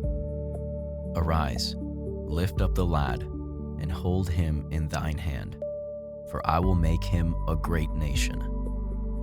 And God opened her eyes, and she saw a well of water, and she went and filled the bottle with water, and gave the lad drink. And God was with the lad, and he grew, and dwelt in the wilderness, and became an archer.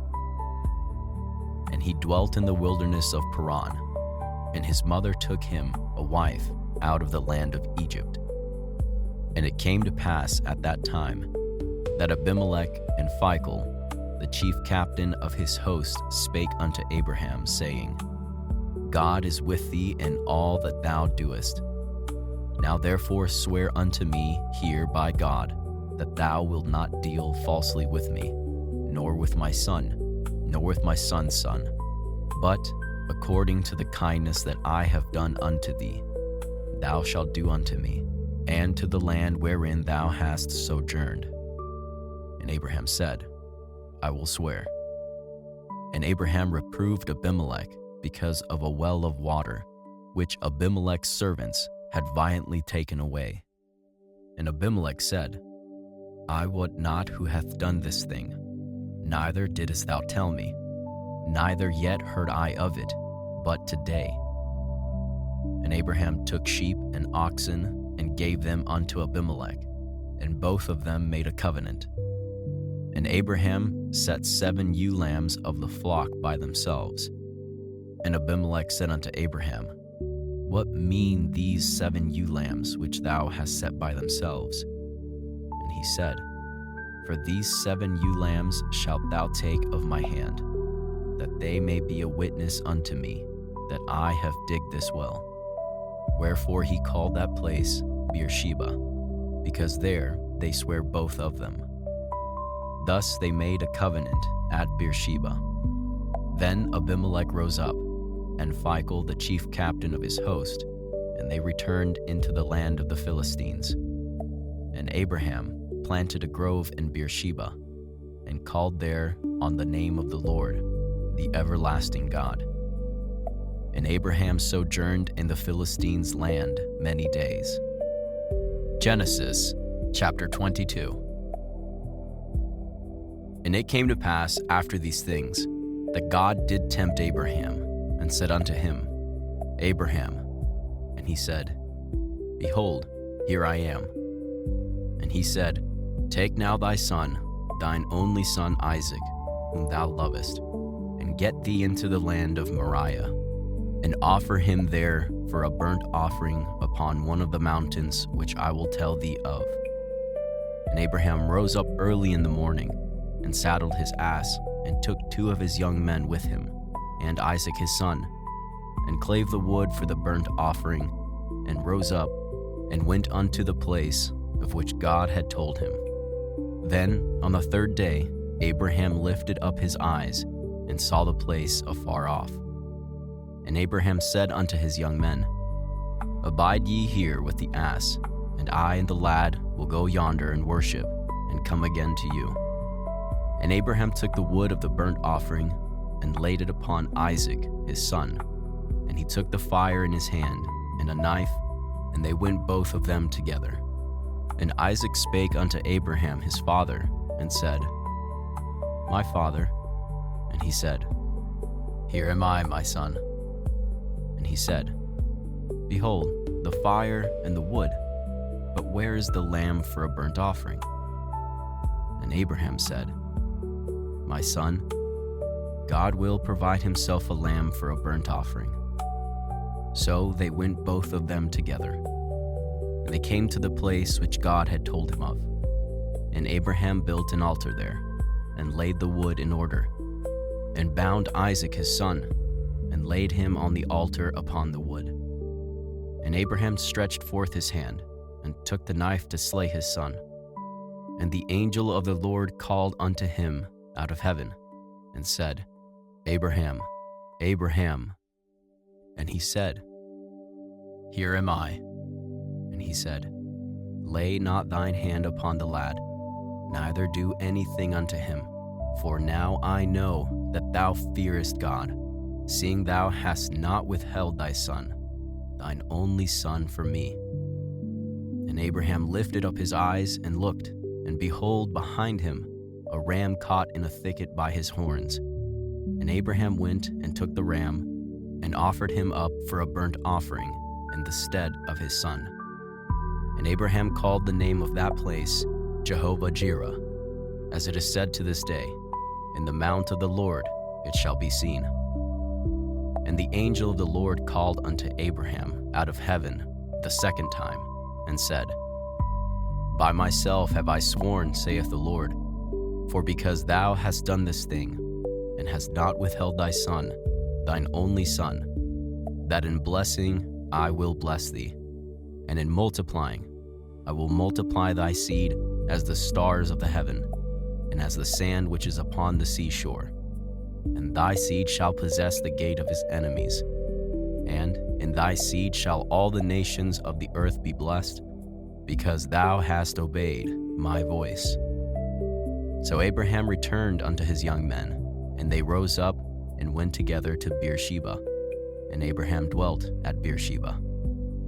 And it came to pass after these things that it was told Abraham, saying, "Behold, Milcah, she hath also borne children unto thy brother Nahor, Huz his firstborn, and Buz his brother, and Kemuel the father of Aram, and Chesed, and Hazo, and Pildash, and Jidlaph, and Bethuel.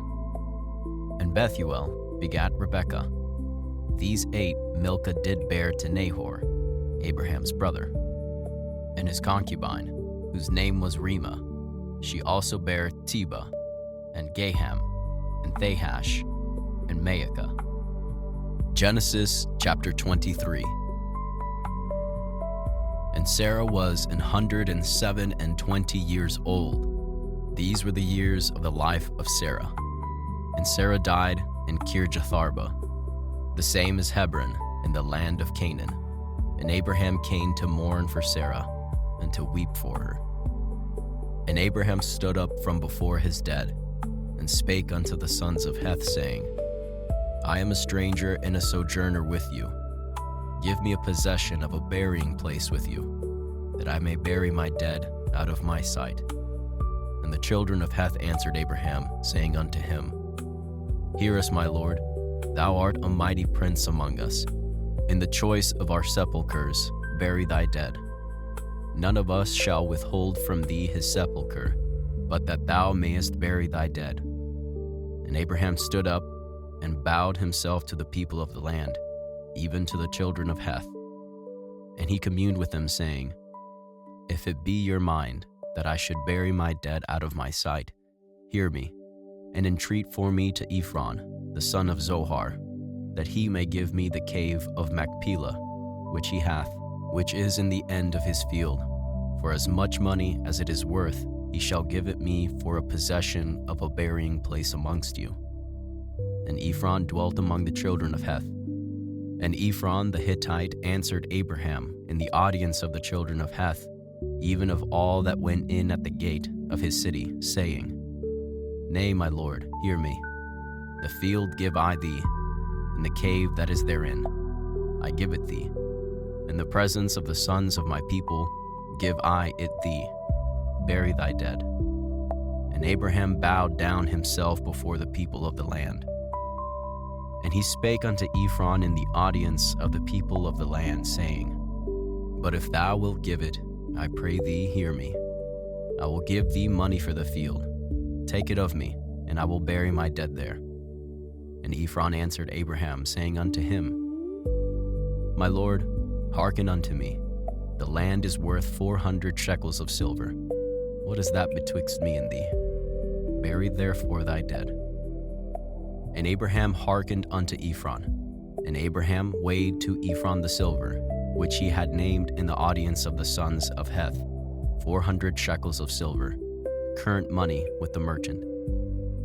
And the field of Ephron, which was in Machpelah, which was before Mamre, the field, and the cave which was therein, and all the trees that were in the field, that were in all the borders round about, were made sure unto Abraham for a possession in the presence of the children of Heth, before all that went in at the gate of his city.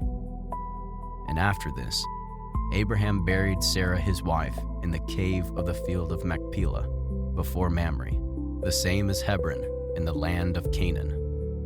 And the field and the cave that is therein were made sure unto Abraham for a possession of a burying place by the sons of Heth. Genesis chapter 24. And Abraham was old and well stricken in age, and the Lord had blessed Abraham in all things. And Abraham said unto his eldest servant of his house, that ruled over all that he had, Put, I pray thee, thy hand under my thigh, and I will make thee swear by the Lord, the God of heaven and the God of the earth, that thou shalt not take a wife unto my son of the daughters of the Canaanites, among whom I dwell. But thou shalt go unto my country, and to my kindred, and take a wife unto my son Isaac. And the servant said unto him, Peradventure the woman will not be willing to follow me unto this land. Must I needs bring thy son again unto the land from whence thou camest? And Abraham said unto him, Beware thou that thou bring not my son thither again. The Lord God of heaven, which took me from my father's house, and from the land of my kindred, and which spake unto me, and that sware unto me, saying, Unto thy seed will I give this land. He shall send his angel before thee, and thou shalt take a wife unto my son from thence.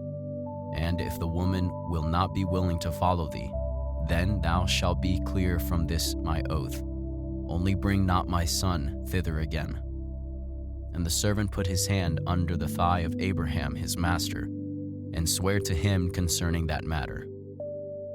And the servant took 10 camels of the camels of his master, and departed. For all the goods of his master were in his hand. And he arose, and went to Mesopotamia, unto the city of Nahor. And he made his camels to kneel down without the city by a well of water at the time of the evening, even the time that women go out to draw water. And he said, O Lord God of my master, I pray thee, send me good speed this day, and show kindness unto my master Abraham. Behold, I stand here by the well of water, and the daughters of the men of the city come out to draw water. And let it come to pass, that the damsel to whom I shall say, Let down thy pitcher, I pray thee, that I may drink. And she shall say, Drink, and I will give thy camels drink also. Let the same be she that thou hast appointed for thy servant Isaac, and thereby shall I know that thou hast shown kindness unto my master. And it came to pass, before he had done speaking, that behold, Rebekah came out, who was born to Bethuel, son of Milcah, the wife of Nahor, Abraham's brother, with her pitcher upon her shoulder. And the damsel was very fair to look upon, a virgin, neither had any man known her. And she went down to the well, and filled her pitcher, and came up. And the servant ran to meet her, and said, Let me, I pray thee, drink a little water of thy pitcher. And she said, Drink, my lord. And she hasted, and let down her pitcher upon her hand, and gave him drink. And when she had done giving him drink, she said, I will draw water for thy camels also, until they have done drinking. And she hasted and emptied her pitcher into the trough, and ran again unto the well to draw water, and drew for all his camels. And the man wondering at her held his peace, to wit whether the Lord had made his journey prosperous or not. And it came to pass, as the camels had done drinking, that the man took a golden earring of half a shekel weight, and 2 bracelets for her hands of 10 shekels weight of gold, and said, Whose daughter art thou? Tell me, I pray thee, is there room in thy father's house for us to lodge in? And she said unto him, I am the daughter of Bethuel, the son of Milcah, which she bare unto Nahor. She said moreover unto him, We have both straw and provender enough, and room to lodge in. And the man bowed down his head, and worshipped the Lord. And he said, Blessed be the Lord God of my master Abraham, who hath not left destitute my master of his mercy and his truth. I being in the way, the Lord led me to the house of my master's brethren. And the damsel ran, and told them of her mother's house these things. And Rebekah had a brother, and his name was Laban. And Laban ran out unto the man, unto the well. And it came to pass, when he saw the earring and bracelets upon his sister's hands, and when he heard the words of Rebekah his sister, saying, Thus spake the man unto me, that he came unto the man, and behold, he stood by the camels at the well. And he said, Come in, thou blessed of the Lord. Wherefore standest thou without? For I have prepared the house, and room for the camels.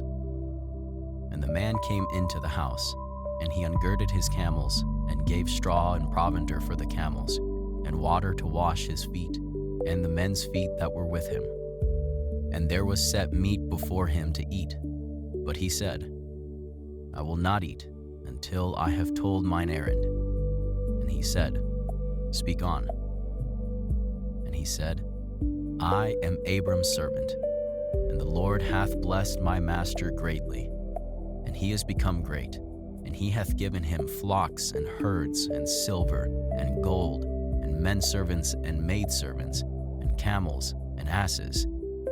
And Sarah, my master's wife, bare a son to my master when she was old, and unto him hath he given all that he hath. And my master made me swear, saying, Thou shalt not take a wife to my son of the daughters of the Canaanites, in whose land I dwell, but thou shalt go unto my father's house, and to my kindred, and take a wife unto my son. And I said unto my master, Peradventure the woman will not follow me. And he said unto me, The Lord, before whom I walk, will send his angel with thee, and prosper thy way. And thou shalt take a wife for my son of my kindred, and of my father's house. Then shalt thou be clear from this my oath, when thou comest to my kindred. And if they give not thee one, thou shalt be clear from my oath. And I came this day unto the well, and said, O Lord God of my master Abraham, if now thou do prosper my way which I go, behold, I stand by the well of water, and it shall come to pass that when the virgin cometh forth to draw water, and I say to her, Give me, I pray thee, a little water of thy pitcher to drink, and she say to me, Both drink thou, and I will also draw for thy camels. Let the same be the woman whom the Lord hath appointed out for my master's son. And before I had done speaking in mine heart, behold, Rebekah came forth with her pitcher on her shoulder, and she went down unto the well, and drew water. And I said unto her, Let me drink, I pray thee. And she made haste, and let down her pitcher from her shoulder, and said, Drink, and I will give thy camels drink also. So I drank, and she made the camels drink also. And I asked her, and said, Whose daughter art thou? And she said, The daughter of Bethuel, Nahor's son, whom Milcah bare unto him. And I put the earring upon her face, and the bracelets upon her hands. And I bowed down my head, and worshipped the Lord, and blessed the Lord God of my master Abraham, which had led me in the right way, to make my master's brother's daughter unto his son. And now, if ye will deal kindly and truly with my master, tell me, and if not, tell me, that I may turn to the right hand or to the left.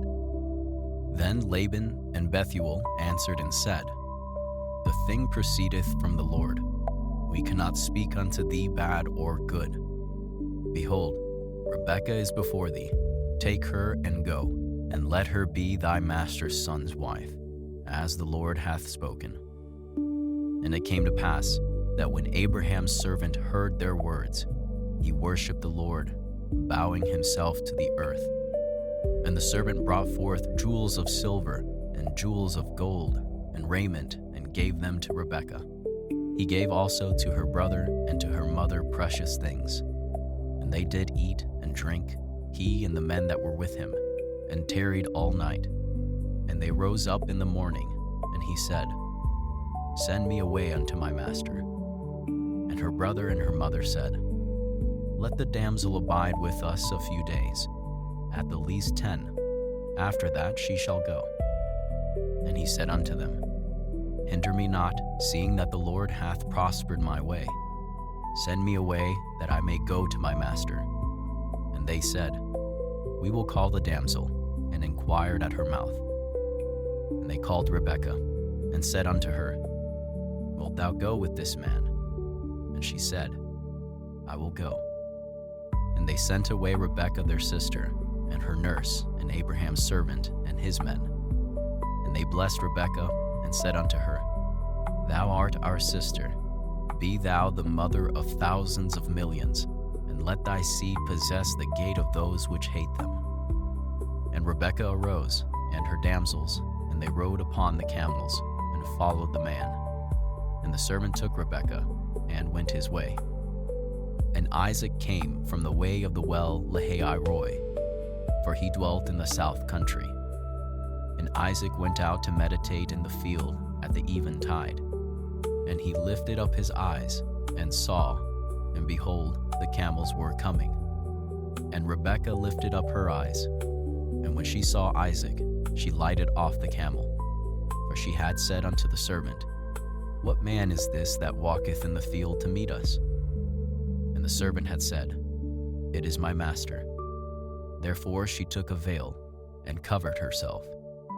And the servant told Isaac all things that he had done. And Isaac brought her into his mother Sarah's tent, and took Rebekah, and she became his wife. And he loved her. And Isaac was comforted after his mother's death. Genesis chapter 25. Then again Abraham took a wife, and her name was Keturah, and she bare him Zimran, and Jokshan, and Medan, and Midian, and Ishbak, and Shua. And Jokshan begat Sheba, and Dedan. And the sons of Dedan were Asherim, and Letushim, and Leumim. And the sons of Midian, Ephah, and Epher, and Hanok, and Abida, and Eldaah. All these were the children of Keturah. And Abraham gave all that he had unto Isaac. But unto the sons of the concubines which Abraham had, Abraham gave gifts, and sent them away from Isaac his son, while he yet lived, eastward unto the east country. And these are the days of the years of Abraham's life which he lived, 160 years. Then Abraham gave up the ghost, and died in a good old age, an old man and full of years, and was gathered to his people. And his sons Isaac and Ishmael buried him in the cave of Machpelah, in the field of Ephron, the son of Zoar the Hittite, which is before Mamre, the field which Abraham purchased of the sons of Heth. There was Abraham buried, and Sarah his wife.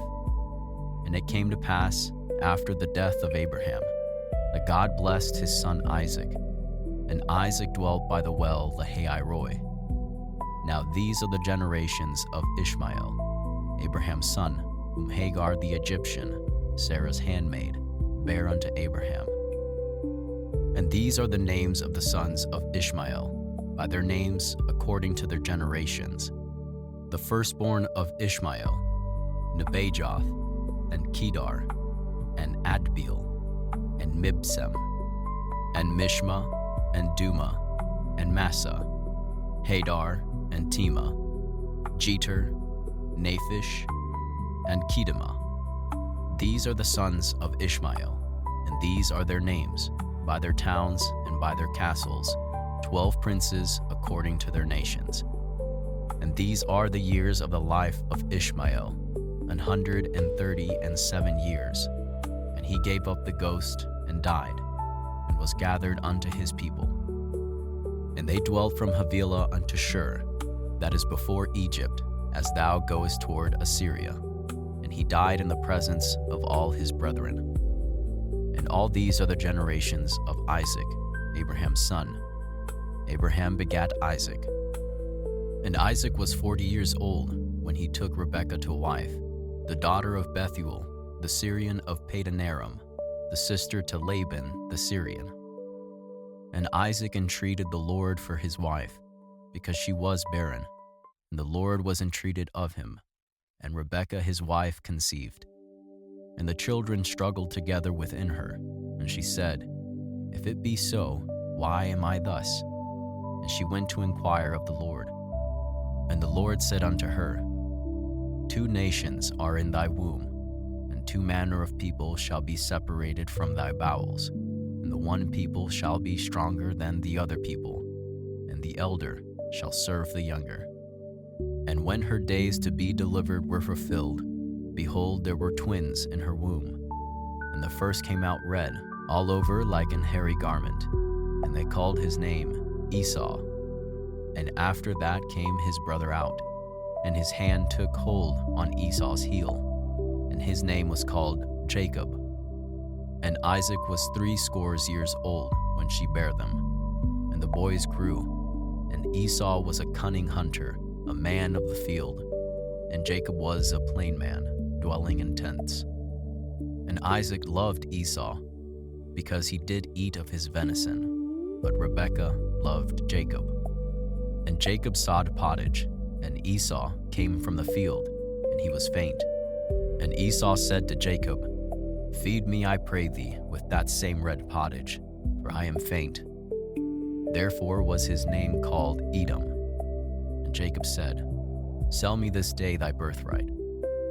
And Esau said, Behold, I am at the point to die, and what profit shall this birthright do to me? And Jacob said, Swear to me this day. And he sware unto him, and he sold his birthright unto Jacob. Then Jacob gave Esau bread and pottage of lentils, and he did eat and drink, and rose up and went his way. Thus Esau despised his birthright. Genesis chapter 26. And there was a famine in the land, beside the first famine that was in the days of Abraham. And Isaac went unto Abimelech, king of the Philistines, unto Gerar. And the Lord appeared unto him, and said, Go not down into Egypt, dwell in the land which I shall tell thee of. Sojourn in this land, and I will be with thee, and will bless thee. For unto thee and unto thy seed I will give all these countries, and I will perform the oath which I swear unto Abraham thy father. And I will make thy seed to multiply as the stars of heaven, and will give unto thy seed all these countries. And in thy seed shall all the nations of the earth be blessed, because that Abraham obeyed my voice, and kept my charge, my commandments, my statutes, and my laws. And Isaac dwelt in Gerar, and the men of that place asked him of his wife. And he said, She is my sister. For he feared to say, She is my wife. Lest, said he, the men of the place should kill me for Rebekah, because she was fair to look upon. And it came to pass, when he had been there a long time, that Abimelech king of the Philistines looked out a window, and saw, and behold, Isaac was sporting with Rebekah his wife. And Abimelech called Isaac, and said, Behold, of a surety she is thy wife. And how saidest thou, She is my sister? And Isaac said unto him, Because I said, Lest I die for her. And Abimelech said, What is this that thou hast done unto us? One of the people might lightly have lain with thy wife, and thou shouldest have brought guiltiness upon us. And Abimelech charged all his people, saying, He that touches this man or his wife shall surely be put to death. Then Isaac sowed in that land, and received in the same year 100-fold, and the Lord blessed him. And the man waxed great, and went forward, and grew until he became very great, for he had possession of flocks, and possession of herds, and great store of servants. And the Philistines envied him, for all the wells which his father's servants had digged in the days of Abraham his father, the Philistines had stopped them, and filled them with earth. And Abimelech said unto Isaac, Go from us, for thou art much mightier than we. And Isaac departed thence, and pitched his tent in the valley of Gerar, and dwelt there. And Isaac digged again the wells of water, which they had digged in the days of Abraham his father. For the Philistines had stopped them after the death of Abraham, and he called their names after the names by which his father had called them. And Isaac's servants digged in the valley, and found there a well of spring water. And the herdmen of Gerar did strive with Isaac's herdmen, saying, The water is ours. And he called the name of the well Esek, because they strove with him. And they digged another well, and strove for that also, and he called the name of it Sitnah. And he removed from thence, and digged another well, and for that they strove not, and he called the name of it Rehoboth. And he said, For now the Lord hath made room for us, and we shall be fruitful in the land. And he went up from thence to Beersheba. And the Lord appeared unto him the same night, and said, I am the God of Abraham thy father. Fear not, for I am with thee, and I will bless thee, and multiply thy seed for my servant Abraham's sake. And he builded an altar there, and called upon the name of the Lord, and pitched his tent there. And there Isaac's servants digged a well. Then Abimelech went to him from Gerar, and Ahuzath, one of his friends, and Phicol, the chief captain of his army. And Isaac said unto them, Wherefore come ye to me, seeing ye hate me, and have sent me away from you? And they said, We saw certainly that the Lord was with thee. And we said, Let there now be an oath betwixt us, even betwixt us and thee, and let us make a covenant with thee, that thou wilt do us no hurt, as we have not touched thee, and as we have done unto thee nothing but good, and have sent thee away in peace. Thou art now the blessed of the Lord. And he made them a feast, and they did eat and drink. And they rose up betimes in the morning, and sware one to another. And Isaac sent them away, and they departed from him in peace. And it came to pass the same day, that Isaac's servants came, and told him concerning the well which they had digged, and said unto him, We have found water. And he called it Sheba. Therefore the name of the city is called Beersheba unto this day. And Esau was 40 years old when he took to wife Judith, the daughter of Beeri the Hittite, and Bashemath, the daughter of Elon the Hittite, which were a grief of mind unto Isaac and to Rebekah. Genesis chapter 27.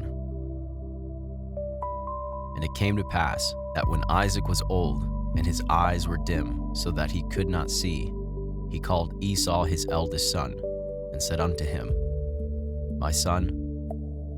And he said unto him, Behold, here am I. And he said, Behold now, I am old, I know not the day of my death. Now therefore take, I pray thee, thy weapons, thy quiver, and thy bow, and go out to the field, and take me some venison, and make me savory meat, such as I love, and bring it to me, that I may eat, that my soul may bless thee before I die. And Rebekah heard when Isaac spake to Esau his son.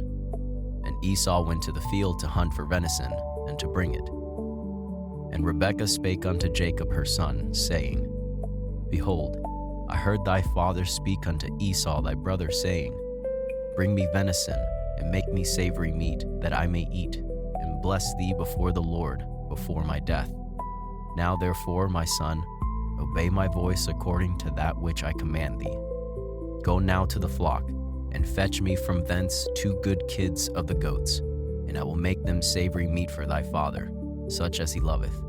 And thou shalt bring it to thy father, that he may eat, and that he may bless thee before his death. And Jacob said to Rebekah his mother, Behold, Esau my brother is a hairy man, and I am a smooth man. My father peradventure will feel me, and I shall seem to him as a deceiver, and I shall bring a curse upon me, and not a blessing. And his mother said unto him, Upon me be thy curse, my son. Only obey my voice, and go fetch me them. And he went, and fetched, and brought them to his mother. And his mother made savory meat, such as his father loved. And Rebekah took goodly raiment of her eldest son Esau, which were with her in the house, and put them upon Jacob her younger son. And she put the skins of the kids of the goats upon his hands, and upon the smooth of his neck. And she gave the savory meat and the bread, which she had prepared, into the hand of her son Jacob. And he came unto his father, and said, My father? And he said, Here am I. Who art thou, my son?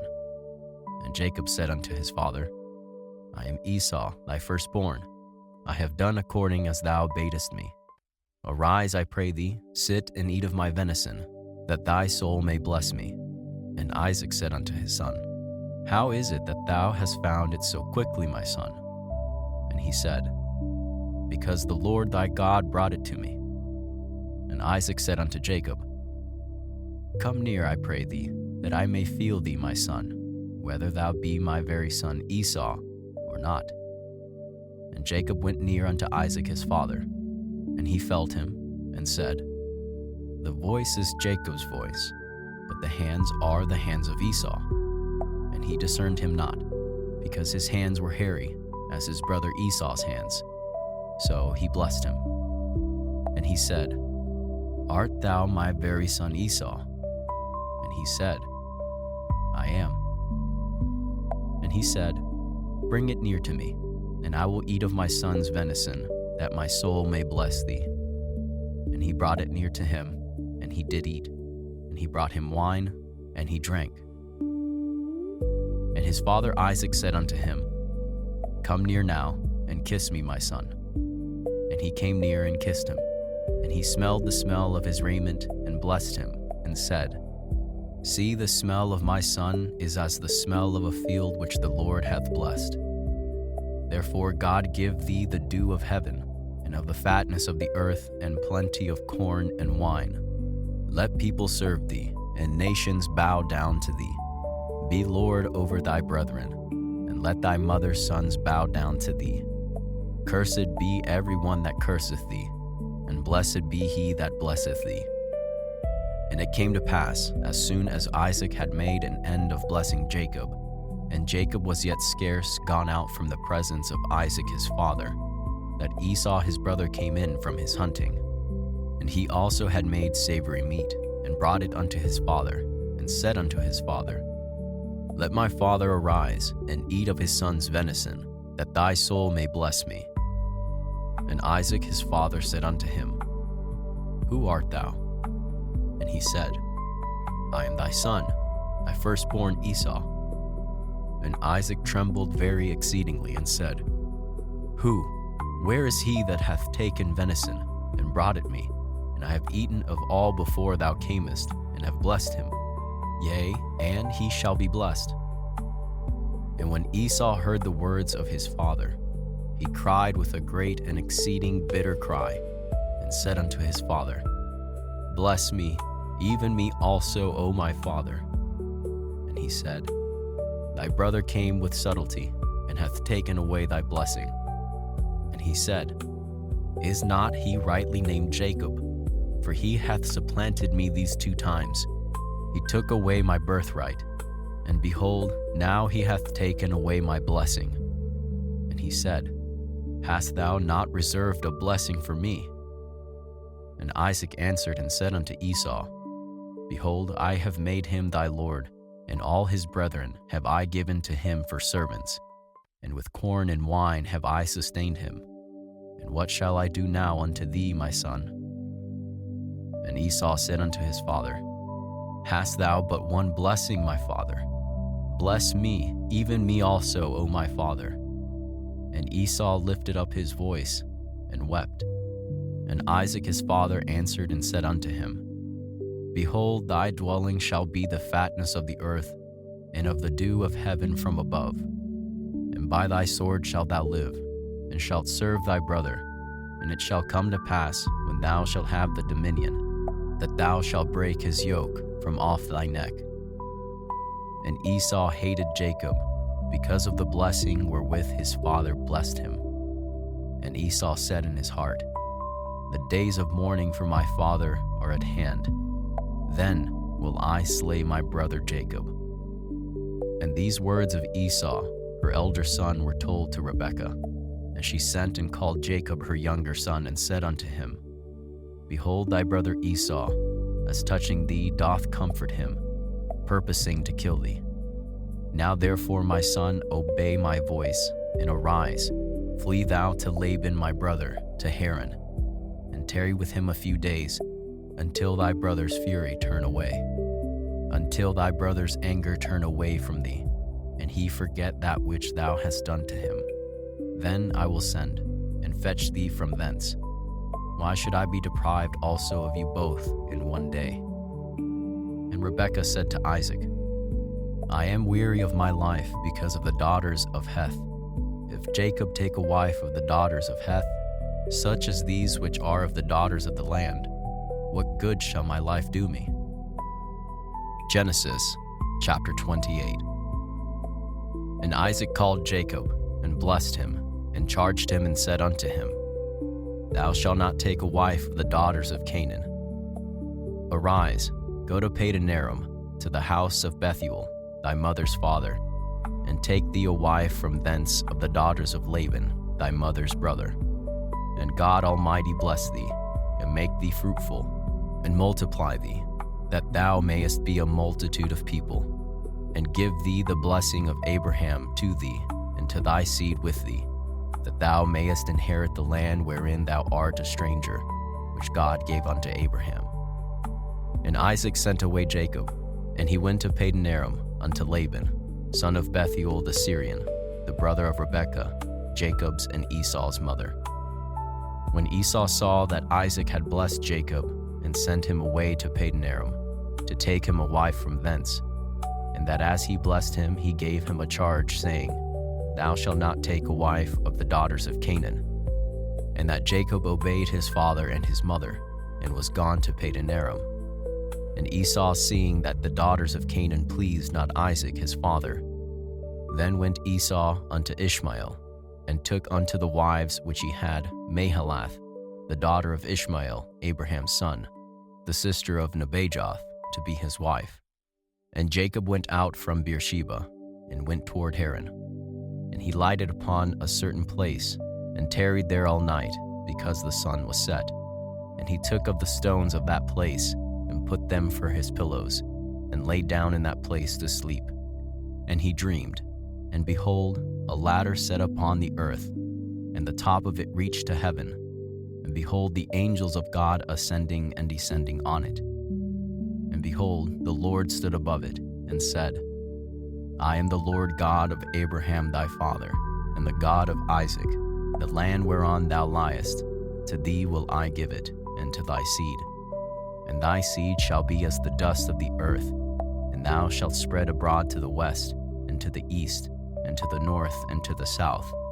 And in thee, and in thy seed, shall all the families of the earth be blessed. And behold, I am with thee, and will keep thee in all places whither thou goest, and will bring thee again into this land, for I will not leave thee, until I have done that which I have spoken to thee of. And Jacob awaked out of his sleep, and he said, Surely the Lord is in this place, and I knew it not. And he was afraid, and said, How dreadful is this place! This is none other but the house of God, and this is the gate of heaven. And Jacob rose up early in the morning, and took the stone that he put for his pillows, and set it up for a pillar, and poured oil upon the top of it. And he called the name of that place Bethel, but the name of that city was called Luz at the first. And Jacob vowed a vow, saying, If God will be with me, and will keep me in this way that I go, and will give me bread to eat and raiment to put on, so that I come again to my father's house in peace, then shall the Lord be my God. And this stone, which I have set for a pillar, shall be God's house, and of all that thou shalt give me, I will surely give the 10th unto thee. Genesis chapter 29. Then Jacob went on his journey, and came into the land of the people of the east. And he looked, and behold, a well in the field, and lo, there were 3 flocks of sheep lying by it. For out of that well they watered the flocks, and a great stone was upon the well's mouth. And thither were all the flocks gathered. And they rolled the stone from the well's mouth, and watered the sheep, and put the stone again upon the well's mouth in his place. And Jacob said unto them, My brethren, whence be ye? And they said, Of Haran are we. And he said unto them, Know ye Laban, the son of Nahor? And they said, We know him.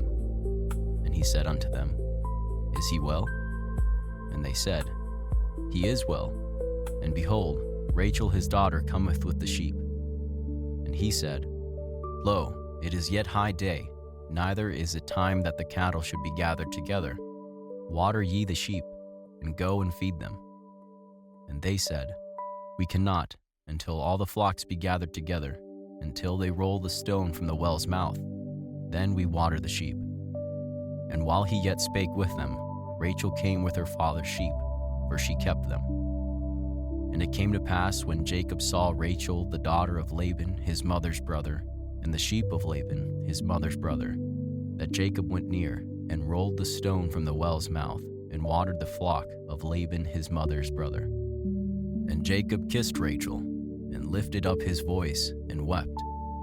And Jacob told Rachel that he was her father's brother, and that he was Rebekah's son. And she ran and told her father. And it came to pass, when Laban heard the tidings of Jacob his sister's son, that he ran to meet him, and embraced him, and kissed him, and brought him to his house. And he told Laban all these things. And Laban said to him, Surely thou art my bone and my flesh. And he abode with him the space of a month. And Laban said unto Jacob, Because thou art my brother, shouldest thou therefore serve me for naught? Tell me, what shall thy wages be? And Laban had 2 daughters. The name of the elder was Leah, and the name of the younger was Rachel. Leah was tender-eyed, but Rachel was beautiful and well-favored. And Jacob loved Rachel, and said, I will serve thee 7 years for Rachel, thy younger daughter. And Laban said, It is better that I give her to thee, than that I should give her to another man. Abide with me. And Jacob served 7 years for Rachel, and they seemed unto him but a few days, for the love he had to her. And Jacob said unto Laban, Give me my wife, for my days are fulfilled, that I may go in unto her. And Laban gathered together all the men of the place, and made a feast. And it came to pass in the evening, that he took Leah his daughter, and brought her to him, and he went in unto her.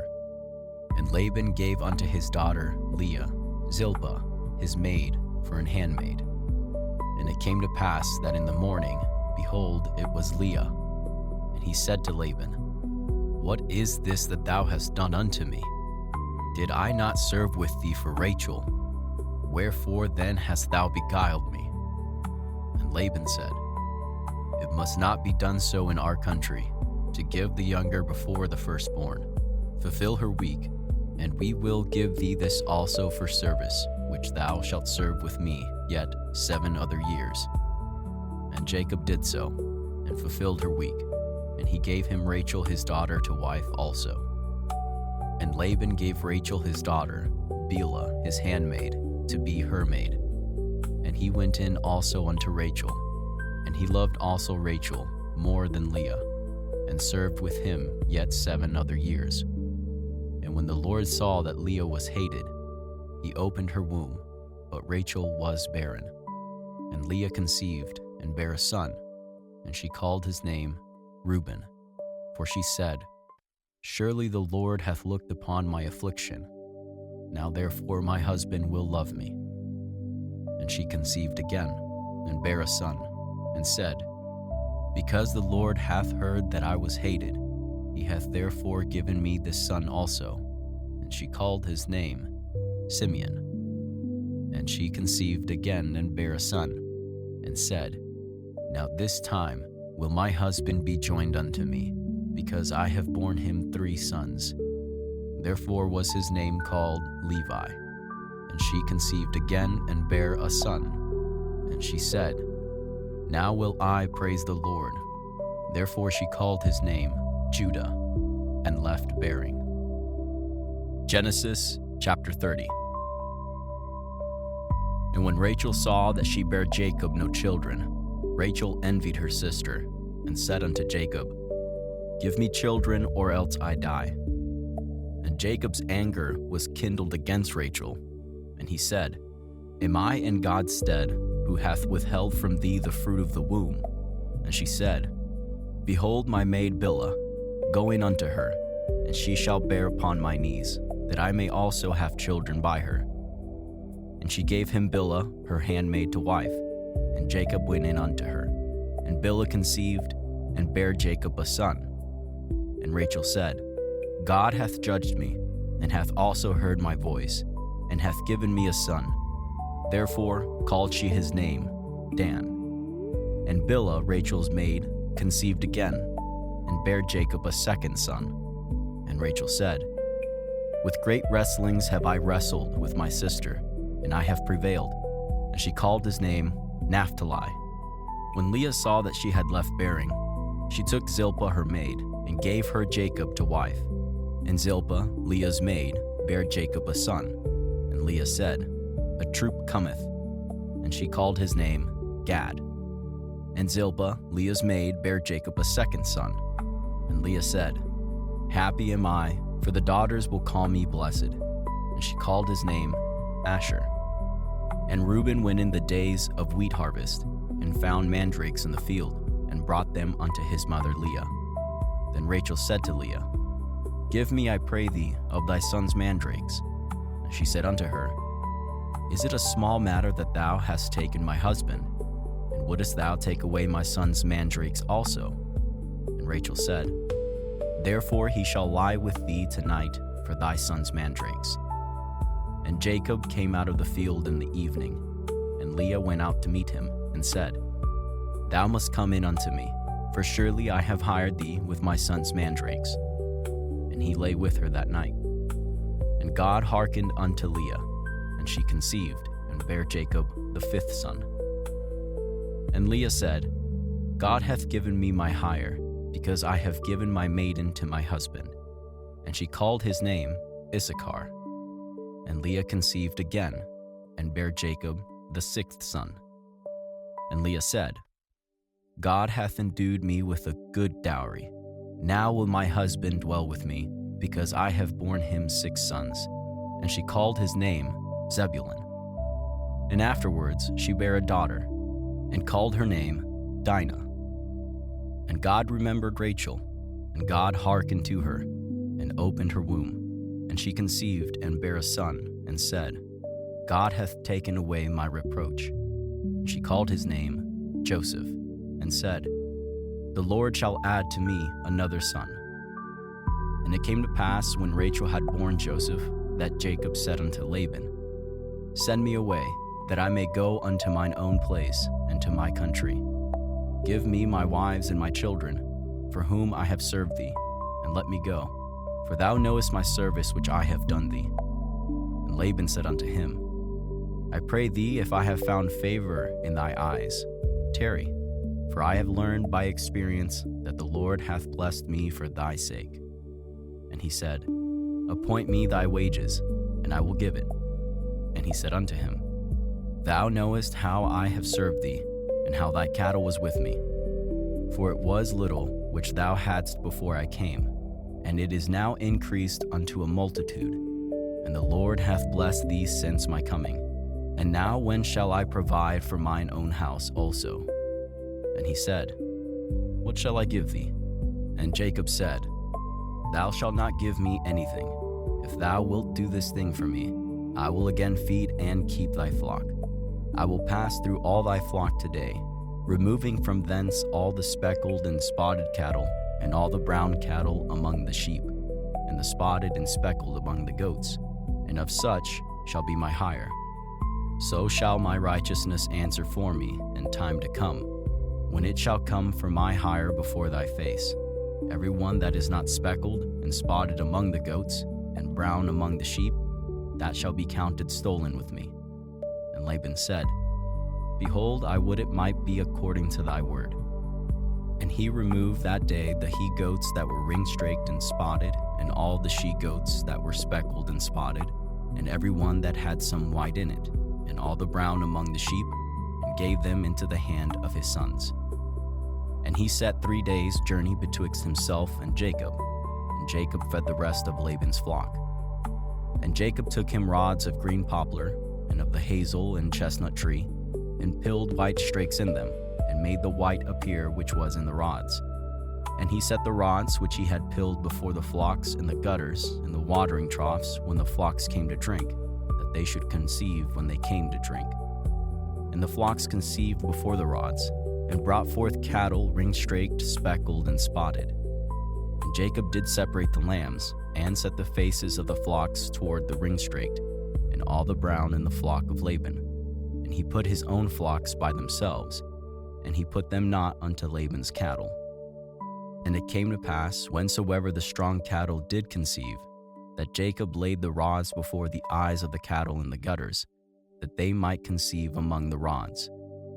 But when the cattle were feeble, he put them not in. So the feebler were Laban's, and the stronger Jacob's. And the man increased exceedingly, and had much cattle, and maidservants, and menservants, and camels, and asses. Genesis chapter 31. And he heard the words of Laban's sons, saying, Jacob hath taken away all that was our father's, and of that which was our father's hath he gotten all this glory. And Jacob beheld the countenance of Laban, and behold, it was not toward him as before. And the Lord said unto Jacob, Return unto thy land of thy fathers, and to thy kindred, and I will be with thee. And Jacob sent and called Rachel and Leah to the field unto his flock, and said unto them, I see your father's countenance, that it is not toward me as before, but the God of my father hath been with me. And ye know with all my power I have served your father, and your father hath deceived me, and changed my wages 10 times. But God suffered him not to hurt me. If he said thus, The speckled shall be thy wages, then all the cattle bear speckled. And if he said thus, The ring-straked shall be thy hire, then bear all the cattle ring-straked. Thus God hath taken away the cattle of your father, and given them to me. And it came to pass at the time that the cattle conceived, that I lifted up mine eyes, and saw in a dream, and behold, the rams which leaped upon the cattle were ring-straked, speckled, and grizzled. And the angel of God spake unto me in a dream, saying, Jacob. And I said, Here am I. And he said, Lift up now thine eyes, and see, all the rams which leap upon the cattle are ring-straked, speckled, and grizzled. For I have seen all that Laban doeth unto thee. I am the God of Bethel, where thou anointest the pillar, and where thou vowedest a vow unto me. Now arise, get thee out from this land, and return unto the land of thy kindred. And Rachel and Leah answered him and said unto him, Is there yet any portion or inheritance for us in our father's house? Are we not counted of him strangers? For he hath sold us, and hath quite devoured also our money. For all the riches which God hath taken from our father, that is ours and our children's. Now then, whatsoever God hath said unto thee, do. Then Jacob rose up, and set his sons and his wives upon camels. And he carried away all his cattle, and all his goods which he had gotten, the cattle of his getting, which he had gotten in Padan Aram, for to go to Isaac his father in the land of Canaan. And Laban went to shear his sheep, and Rachel had stolen the images that were her father's. And Jacob stole away unawares to Laban the Syrian, and that he told him not that he fled. So he fled with all that he had, and he rose up, and passed over the river, and set his face toward the Mount Gilead. And it was told Laban on the third day that Jacob was fled. And he took his brethren with him, and pursued after him 7 days' journey, and they overtook him in the Mount Gilead. And God came to Laban the Syrian in a dream by night, and said unto him, Take heed that thou speak not to Jacob, either good or bad. Then Laban overtook Jacob. Now Jacob had pitched his tent in the mount, and Laban with his brethren pitched in the mount of Gilead. And Laban said unto Jacob, What hast thou done, that thou hast stolen away unawares to me, and carried away my daughters as captives taken with the sword? Wherefore didst thou flee away secretly, and steal away from me, and didst not tell me, that I might have sent thee away with myrrh, and with songs, with tabret, and with harp, and hast not suffered me to kiss my sons and my daughters? Thou hast now done foolishly in so doing. It is in the power of my hand to do you hurt. But the God of your fathers spake unto me yesternight, saying, Take thou heed that thou speak not to Jacob, either good or bad. And now, though thou wouldest needs be gone, because thou sore longest after thy father's house, yet wherefore hast thou stolen my gods? And Jacob answered and said to Laban, Because I was afraid. For I said, Peradventure thou wouldest take by force thy daughters from me. With whomsoever thou findest thy gods, let him not live. Before our brethren, discern thou what is thine with me, and take it to thee. For Jacob knew not that Rachel had stolen them. And Laban went into Jacob's tent, and into Leah's tent, and into the 2 maidservants' tents, but he found them not. Then went he out of Leah's tent, and entered into Rachel's tent. Now Rachel had taken the images, and put them in the camel's furniture, and sat upon them. And Laban searched all the tent, but found them not. And she said to her father, Let it not displease my lord that I cannot rise up before thee, for the customs of women is upon me. And he searched, but found not the images. And Jacob was wroth, and chode with Laban. And Jacob answered and said to Laban, What is my trespass? What is my sin, that thou hast so hotly pursued after me? Whereas thou hast searched all my stuff, what hast thou found of all thy household stuff? Set it here before my brethren and thy brethren, that they may judge betwixt us both. This 20 years have I been with thee. Thy ewes and thy she-goats have not cast their young, and the rams of thy flock have I not eaten. That which was torn of beasts I brought not unto thee. I bear the loss of it. Of my hand didst thou require it, whether stolen by day or stolen by night. Thus I was, in the day the drought consumed me, and the frost by night, and my sleep departed from mine eyes. Thus I have been 20 years in thy house. I served thee 14 years for thy 2 daughters, and 6 years for thy cattle. And thou hast changed my wages 10 times. Except the God of my father, the God of Abraham, and the fear of Isaac had been with me, surely thou hadst sent me away now empty. God hath seen my affliction, and the labor of my hands, and rebuked thee yesternight. And Laban answered and said unto Jacob, These daughters are my daughters, and these children are my children, and these cattle are my cattle, and all that thou seest is mine. And what can I do this day unto these my daughters, or unto their children which they have borne? Now therefore come thou, let us make a covenant, I and thou, and let it be for a witness between me and thee. And Jacob took a stone, and set it up for a pillar. And Jacob said unto his brethren, Gather stones. And they took stones, and made an heap, and they did eat there upon the heap. And Laban called it Jegar Sahadutha, but Jacob called it Galeed. And Laban said, This heap is a witness between me and thee this day. Therefore was the name of it called Galeed, and Mizpah, for he said, The Lord watch between me and thee, when we are absent one from another. If thou shalt afflict my daughters, or if thou shalt take other wives beside my daughters, no man is with us. See, God is witness betwixt me and thee. And Laban said to Jacob, Behold this heap, and behold this pillar, which I have cast betwixt me and thee.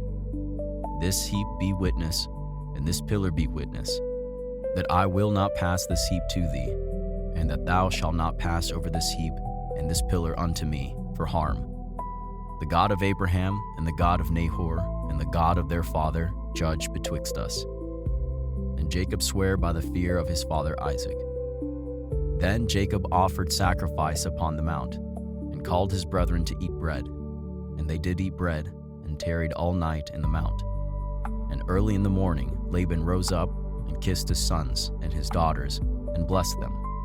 And Laban departed, and returned unto his place.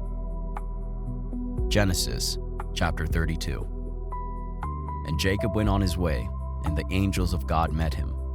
And when Jacob saw them, he said, This is God's host. And he called the name of that place Mahanaim. And Jacob sent messengers before him to Esau his brother unto the land of Seir, the country of Edom. And he commanded them, saying, Thus shall ye speak unto my lord Esau. Thy servant Jacob saith thus, I have sojourned with Laban, and stayed there until now. And I have oxen and asses, flocks and men servants and women servants, and I have sent to tell my lord, that I may find grace in thy sight. And the messengers returned to Jacob, saying, We came to thy brother Esau, and also he cometh to meet thee, and 400 men with him. Then Jacob was greatly afraid and distressed, and he divided the people that was with him, and the flocks and herds and the camels, into 2 bands.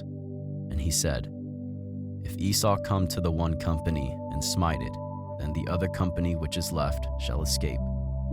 And Jacob said, O God of my father Abraham, O God of my father Isaac, the Lord which saidst unto me, Return unto thy country and to thy kindred, and I will deal with thee. I am not worthy of the least of all the mercies and of all the truth which thou hast showed unto thy servant. For with my staff I passed over the Jordan, and now I am become 2 bands. Deliver me, I pray thee, from the hand of my brother, from the hand of Esau, for I fear him, lest he will come and smite me, and the mother with the children. And thou saidest, I will surely do thee good, and make thy seed as the sand of the sea, which cannot be numbered for multitude. And he lodged there that same night, and took of that which came to his hand a present for Esau his brother, 200 she-goats and 20 he-goats, 200 ewes and 20 rams, 30 milk camels with their colts, 40 kine and 10 bulls, 20 she-asses and 10 foals. And he delivered them into the hand of his servants, every drove by themselves, and said unto his servants, Pass over before me, and put a space betwixt drove and drove. And he commanded the foremost, saying, When Esau my brother meeteth thee, and asketh thee, saying, Whose art thou, and whither goest thou, and whose are these before thee? Then thou shalt say, They be thy servant Jacob's, it is a present sent unto my lord Esau, and behold, also is he behind us. And so commanded he the second, and the third, and all that followed the drove, saying, On this manner shall ye speak unto Esau, when ye find him. And say ye moreover, Behold, thy servant Jacob is behind us. For he said, I will appease him with the present that goeth before me, and afterward I will see his face. Peradventure he will accept of me. So went the present over before him, and himself lodged that night in the company. And he rose up that night, and took his 2 wives, and his 2 women servants, and his 11 sons, and passed over the ford Jabbok. And he took them and sent them over the brook, and sent over that he had. And Jacob was left alone, and there wrestled a man with him until the breaking of the day. And when he saw that he prevailed not against him, he touched the hollow of his thigh, and the hollow of Jacob's thigh was out of joint as he wrestled with him. And he said, Let me go, for the day breaketh. And he said, I will not let thee go, except thou bless me. And he said unto him, What is thy name? And he said, Jacob. And he said, Thy name shall be called no more Jacob, but Israel. For as a prince hast thou power with God and with men, and hast prevailed. And Jacob asked him and said, Tell me, I pray thee, thy name. And he said, Wherefore is it that thou dost ask after my name? And he blessed them there. And Jacob called the name of the place Peniel, for I have seen God face to face, and my life is preserved. And as he passed over Peniel, the sun rose upon him, and he halted upon his thigh. Therefore the children of Israel eat not of the sinew which shrank, which is upon the hollow of the thigh unto this day, because he touched the hollow of Jacob's thigh in the sinew that shrank. Genesis chapter 33. And Jacob lifted up his eyes and looked, and behold, Esau came, and with him 400 men. And he divided the children unto Leah, and unto Rachel, and unto the 2 handmaids. And he put the handmaids and their children foremost, and Leah and her children after, and Rachel and Joseph hindermost. And he passed over before them, and bowed himself to the ground 7 times, until he came near to his brother.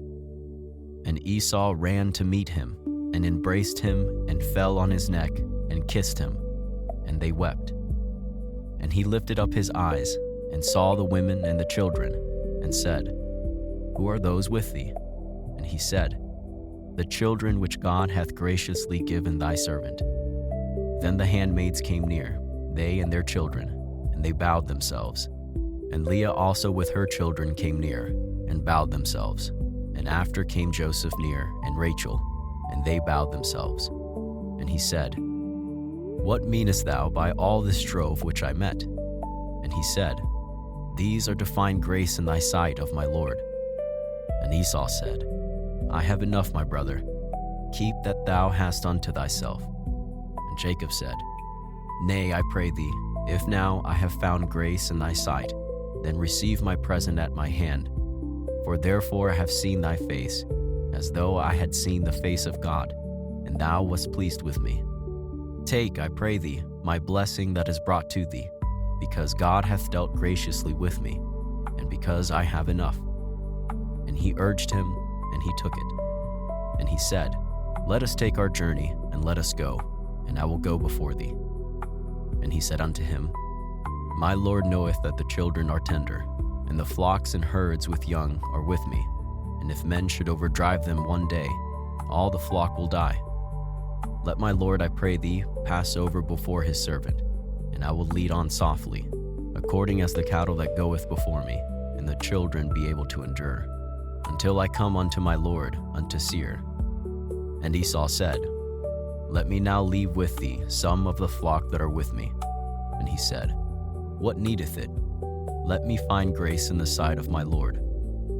So Esau returned that day on his way unto Seir. And Jacob journeyed to Succoth, and built him an house, and made booths for his cattle. Therefore the name of the place is called Succoth. And Jacob came to Shalem, a city of Shechem, which is in the land of Canaan, when he came from Padan-aram, and pitched his tent before the city. And he bought a parcel of a field, where he spread his tent, at the hand of the children of Hamor, Shechem's father, for 100 pieces of money. And he erected there an altar, and called it El Elohi Israel. Genesis chapter 34. And Dinah the daughter of Leah, which she bare unto Jacob, went out to see the daughters of the land. And when Shechem the son of Hamor the Hivite, prince of the country, saw her, he took her and lay with her, and defiled her. And his soul clave unto Dinah the daughter of Jacob, and he loved the damsel, and spake kindly unto the damsel. And Shechem spake unto his father Hamor, saying, Get me this damsel to wife. And Jacob heard that he had defiled Dinah his daughter. Now his sons were with his cattle in the field, and Jacob held his peace until they were come. And Hamor the father of Shechem went out unto Jacob to commune with him. And the sons of Jacob came out of the field when they heard it, and the men were grieved, and they were very wroth, because he had wrought folly in Israel, in lying with Jacob's daughter, which thing ought not to be done. And Hamor communed with them, saying, The soul of my son Shechem longeth for your daughter. I pray you give him to wife, and make ye marriages with us, and give your daughters unto us, and take our daughters unto you. And ye shall dwell with us, and the land shall be before you. Dwell and trade ye therein, and get you possessions therein. And Shechem said unto her father and unto her brethren, Let me find grace in your eyes, and what ye shall say unto me, I will give. Ask me never so much dowry and gift, and I will give according as ye shall say unto me. But give me the damsel to wife. And the sons of Jacob answered Shechem and Hamor his father deceitfully, and said, Because he had defiled Dinah their sister. And they said unto them, We cannot do this thing, to give our sister to one that is uncircumcised, for that were a reproach unto us. But in this we will consent unto you. If you will be as we be, that every male of you be circumcised, then we will give our daughters unto you, and we will take your daughters to us, and we will dwell with you, and we will become one people. But if ye will not hearken unto us, to be circumcised, then will we take our daughter, and we will be gone. And their words pleased Hamor, and Shechem, Hamor's son. And the young man deferred not to do the thing, because he had delight in Jacob's daughter, and he was more honorable than all the house of his father. And Hamor and Shechem his son came unto the gate of their city, and communed with the men of their city, saying, These men are peaceable with us. Therefore let them dwell in the land, and trade therein. For the land, behold, it is large enough for them. Let us take their daughters to us for wives, and let us give them our daughters. Only herein will the men consent unto us for to dwell with us, to be one people, if every male among us be circumcised, as they are circumcised. Shall not their cattle and their substance and every beast of theirs be ours? Only let us consent unto them, and they will dwell with us. And unto Hamor and unto Shechem his son hearkened all that went out of the gate of his city, and every male was circumcised, all that went out of the gate of his city.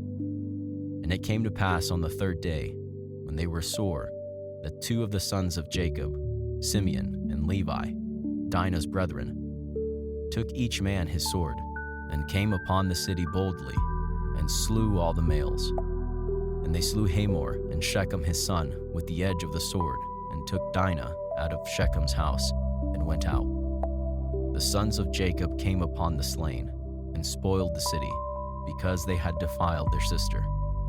They took their sheep, and their oxen, and their asses, and that which was in the city, and that which was in the field, and all their wealth, and all their little ones, and their wives took they captive, and spoiled even all that was in the house. And Jacob said to Simeon and Levi, Ye have troubled me to make me to stink among the inhabitants of the land, among the Canaanites and the Perizzites, and I, being few in number, they shall gather themselves together against me, and slay me, and I shall be destroyed, I and my house.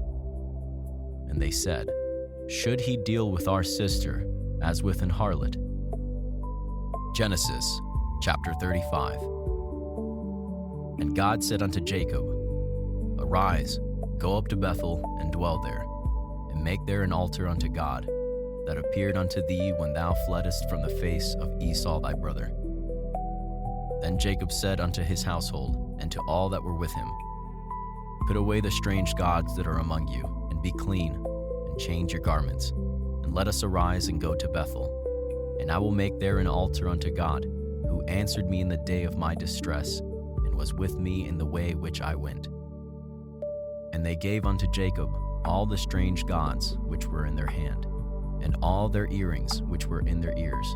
And Jacob hid them under the oak which was by Shechem. And they journeyed, and the terror of God was upon the cities that were round about them, and they did not pursue after the sons of Jacob. So Jacob came to Luz, which is in the land of Canaan, that is Bethel, he and all the people that were with him. And he built there an altar, and called the place El Bethel, because there God appeared unto him when he fled from the face of his brother. But Deborah, Rebekah's nurse, died, and she was buried beneath Bethel under an oak, and the name of it was called Allon-Bachuth. And God appeared unto Jacob again when he came out of Padanaram, and blessed him. And God said unto him, Thy name is Jacob. Thy name shall not be called any more Jacob, but Israel shall be thy name. And he called his name Israel. And God said unto him, I am God Almighty. Be fruitful and multiply. A nation and a company of nations shall be of thee, and kings shall come out of thy loins. And the land which I gave Abraham and Isaac, to thee I will give it, and to thy seed after thee will I give the land. And God went up from him in the place where he talked with him.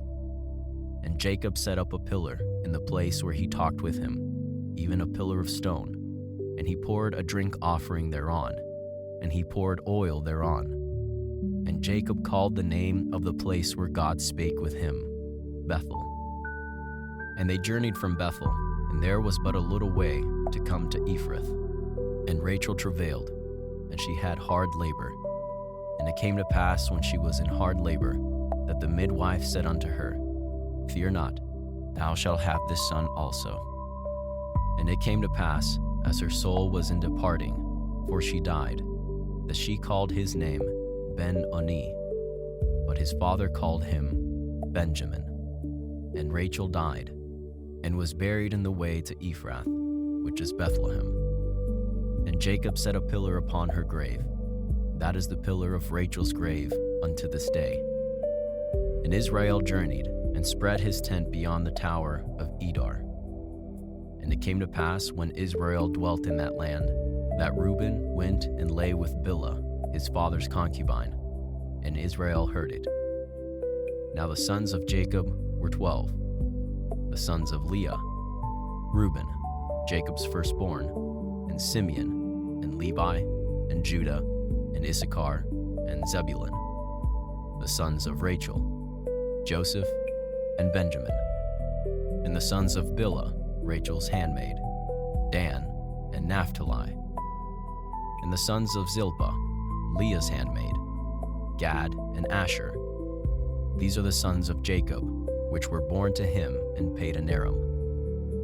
And Jacob came unto Isaac his father, unto Mamre, unto the city of Arba, which is Hebron, where Abraham and Isaac sojourned. And the days of Isaac were 180 years. And Isaac gave up the ghost and died, and was gathered unto his people, being old and full of days. And his sons Esau and Jacob buried him. Genesis chapter 36. Now these are the generations of Esau, who is Edom.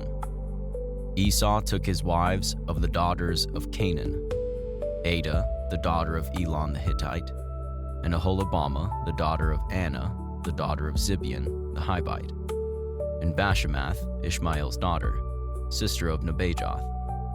And Adah bare to Esau Eliphaz, and Bashemath bare Reuel, and Aholibamah bare Jeush, and Jaalam, and Korah. These are the sons of Esau, which were born unto him in the land of Canaan. And Esau took his wives, and his sons, and his daughters, and all the persons of his house, and his cattle, and all his beasts, and all his substance, which he had got in the land of Canaan, and went into the country from the face of his brother Jacob. For their riches were more than they might dwell together, and the land wherein they were strangers could not bear them because of their cattle. Thus dwelt Esau in Mount Seir. Esau is Edom. And these are the generations of Esau, the father of the Edomites, in Mount Seir. These are the names of Esau's son: Eliphaz, the son of Adah, the wife of Esau; Reuel, the son of Bashemath, the wife of Esau. And the sons of Eliphaz were Teman, Omar, Zepho, and Gatam, and Kenaz. And Timnah was concubine to Eliphaz, Esau's son, and she bare to Eliphaz Amalek. These were the sons of Adah, Esau's wife. And these are the sons of Reuel: Nahath, and Zerah, Shema, and Mizah. These were the sons of Bashemath, Esau's wife. And these were the sons of Aholibamah, the daughter of Anna, the daughter of Zibeon, Esau's wife. And she bare to Esau Jeush, and Jaalam, and Korah. These were dukes of the sons of Esau, the sons of Eliphaz, the firstborn son of Esau: Duke Teman, Duke Omar, Duke Zepho, Duke Kenaz, Duke Korah, Duke Gatam, and Duke Amalek. These are the dukes that came of Eliphaz in the land of Edom. These were the sons of Adah. And these are the sons of Reuel, Esau's son: Duke Nahath, Duke Zerah, Duke Shammah, Duke Mizah. These are the dukes that came of Reuel in the land of Edom. These are the sons of Bashemath, Esau's wife. These are the sons of Aholibamah, Esau's wife: Duke Jeush, Duke Jaalam, Duke Korah.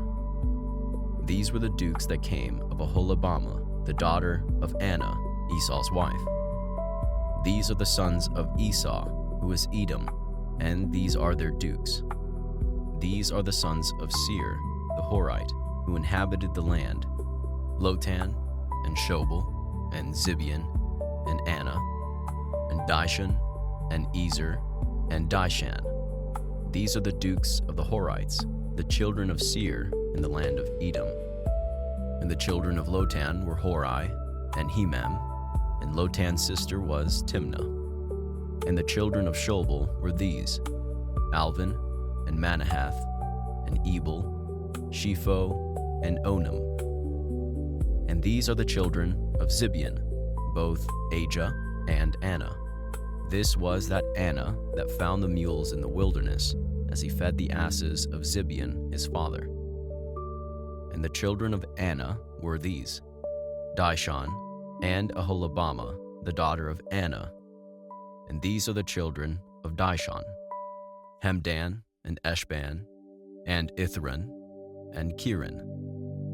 The children of Ezer are these: Bilhan, and Zaavan, and Achan. The children of Dishan are these: Uz, and Aaron. These are the dukes that came of the Horites: Duke Lotan, Duke Shobal, Duke Zibeon, Duke Anna, Duke Dishon, Duke Ezer, Duke Dishan. These are the dukes that came of Hori, among their dukes in the land of Seir. And these are the kings that reigned in the land of Edom, before there reigned any king over the children of Israel. And Bela, the son of Beor, reigned in Edom, and the name of his city was Dinhabah. And Bela died, and Jobab, the son of Zerah of Bozrah, reigned in his stead. And Jobab died, and Husham of the land of Temani reigned in his stead. And Husham died, and Hadad, the son of Bedad, whom smote Midian in the field of Moab, reigned in his stead. And the name of his city was Avith. And Hadad died, and Samlah of Masrekah reigned in his stead. And Samlah died, and Saul of Rehoboth by the river reigned in his stead. And Saul died, and Baal-Hanan the son of Achbor reigned in his stead. And Baal-Hanan the son of Achbor died, and Hadar reigned in his stead. And the name of his city was Peu. And his wife's name was Mehetabel, the daughter of Matred, the daughter of Mesahab. And these are the names of the dukes that came of Esau, according to their families, after their places, by their names. Duke Timnah, Duke Alva, Duke Jetheth, Duke Aholibama, Duke Elah, Duke Pinan, Duke Kenaz, Duke Teman, Duke Mibzar, Duke Magdiel, Duke Iram. These be the dukes of Edom, according to their habitations, in the land of their possession. He is Esau, the father of the Edomites. Genesis chapter 37. And Jacob dwelt in the land wherein his father was a stranger, in the land of Canaan. These are the generations of Jacob. Joseph, being 17 years old, was feeding the flock with his brethren, and the lad was with the sons of Bilhah, and with the sons of Zilpah, his father's wives. And Joseph brought unto his father their evil report. Now Israel loved Joseph more than all his children, because he was the son of his old age, and he made him a coat of many colors. And when his brethren saw that their father loved him more than all his brethren, they hated him, and could not speak peaceably unto him. And Joseph dreamed a dream, and he told it to his brethren, and they hated him yet the more. And he said unto them, Hear, I pray you, this dream which I have dreamed. For behold, we were binding sheaves in the field, and lo, my sheaf arose, and also stood upright.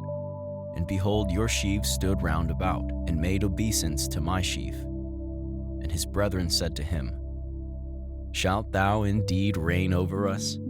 Or shalt thou indeed have dominion over us? And they hated him yet the more for his dreams and for his words. And he dreamed yet another dream, and told it his brethren, and said, Behold, I have dreamed a dream more. And behold, the sun and the moon and the 11 stars made obeisance to me. And he told it to his father and to his brethren. And his father rebuked him and said unto him, What is this dream that thou hast dreamed? Shall I and thy mother and thy brethren indeed come to bow down ourselves to thee to the earth? And his brethren envied him, but his father observed the saying. And his brethren went to feed their flocks in Shechem. And Israel said unto Joseph, Do not thy brethren feed the flock in Shechem? Come, and I will send thee unto them. And he said to him, Here am I. And he said to him, Go, I pray thee, see whether it be well with thy brethren, and well with the flocks, and bring me word again. So he sent him out of the vale of Hebron, and he came to Shechem. And a certain man found him, and behold, he was wandering in the field. And the man asked him, saying, What seekest thou? And he said, I seek my brethren. Tell me, I pray thee, where they feed their flocks. And the man said, They are departed hence, for I heard them say, Let us go to Dothan. And Joseph went after his brethren, and found them in Dothan. And when they saw him afar off, even before he came near unto them, they conspired against him to slay him. And they said one to another, Behold, this dreamer cometh. Come now therefore, and let us slay him and cast him into some pit. And we will say, Some evil beast hath devoured him. And we shall see what will become of his dreams. And Reuben heard it, and he delivered him out of their hands, and said, Let us not kill him. And Reuben said unto them, Shed no blood, but cast him into this pit that is in the wilderness, and lay no hand upon him, that he might rid him out of their hands, to deliver him to his father again.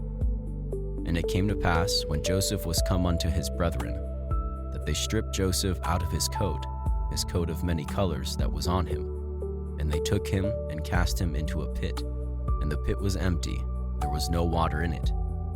And they sat down to eat bread, and they lifted up their eyes and looked, and behold, a company of Ishmaelites came from Gilead with their camels bearing spicery, and balm, and myrrh, going to carry it down to Egypt. And Judah said unto his brethren, What profit is it if we slay our brother and conceal his blood?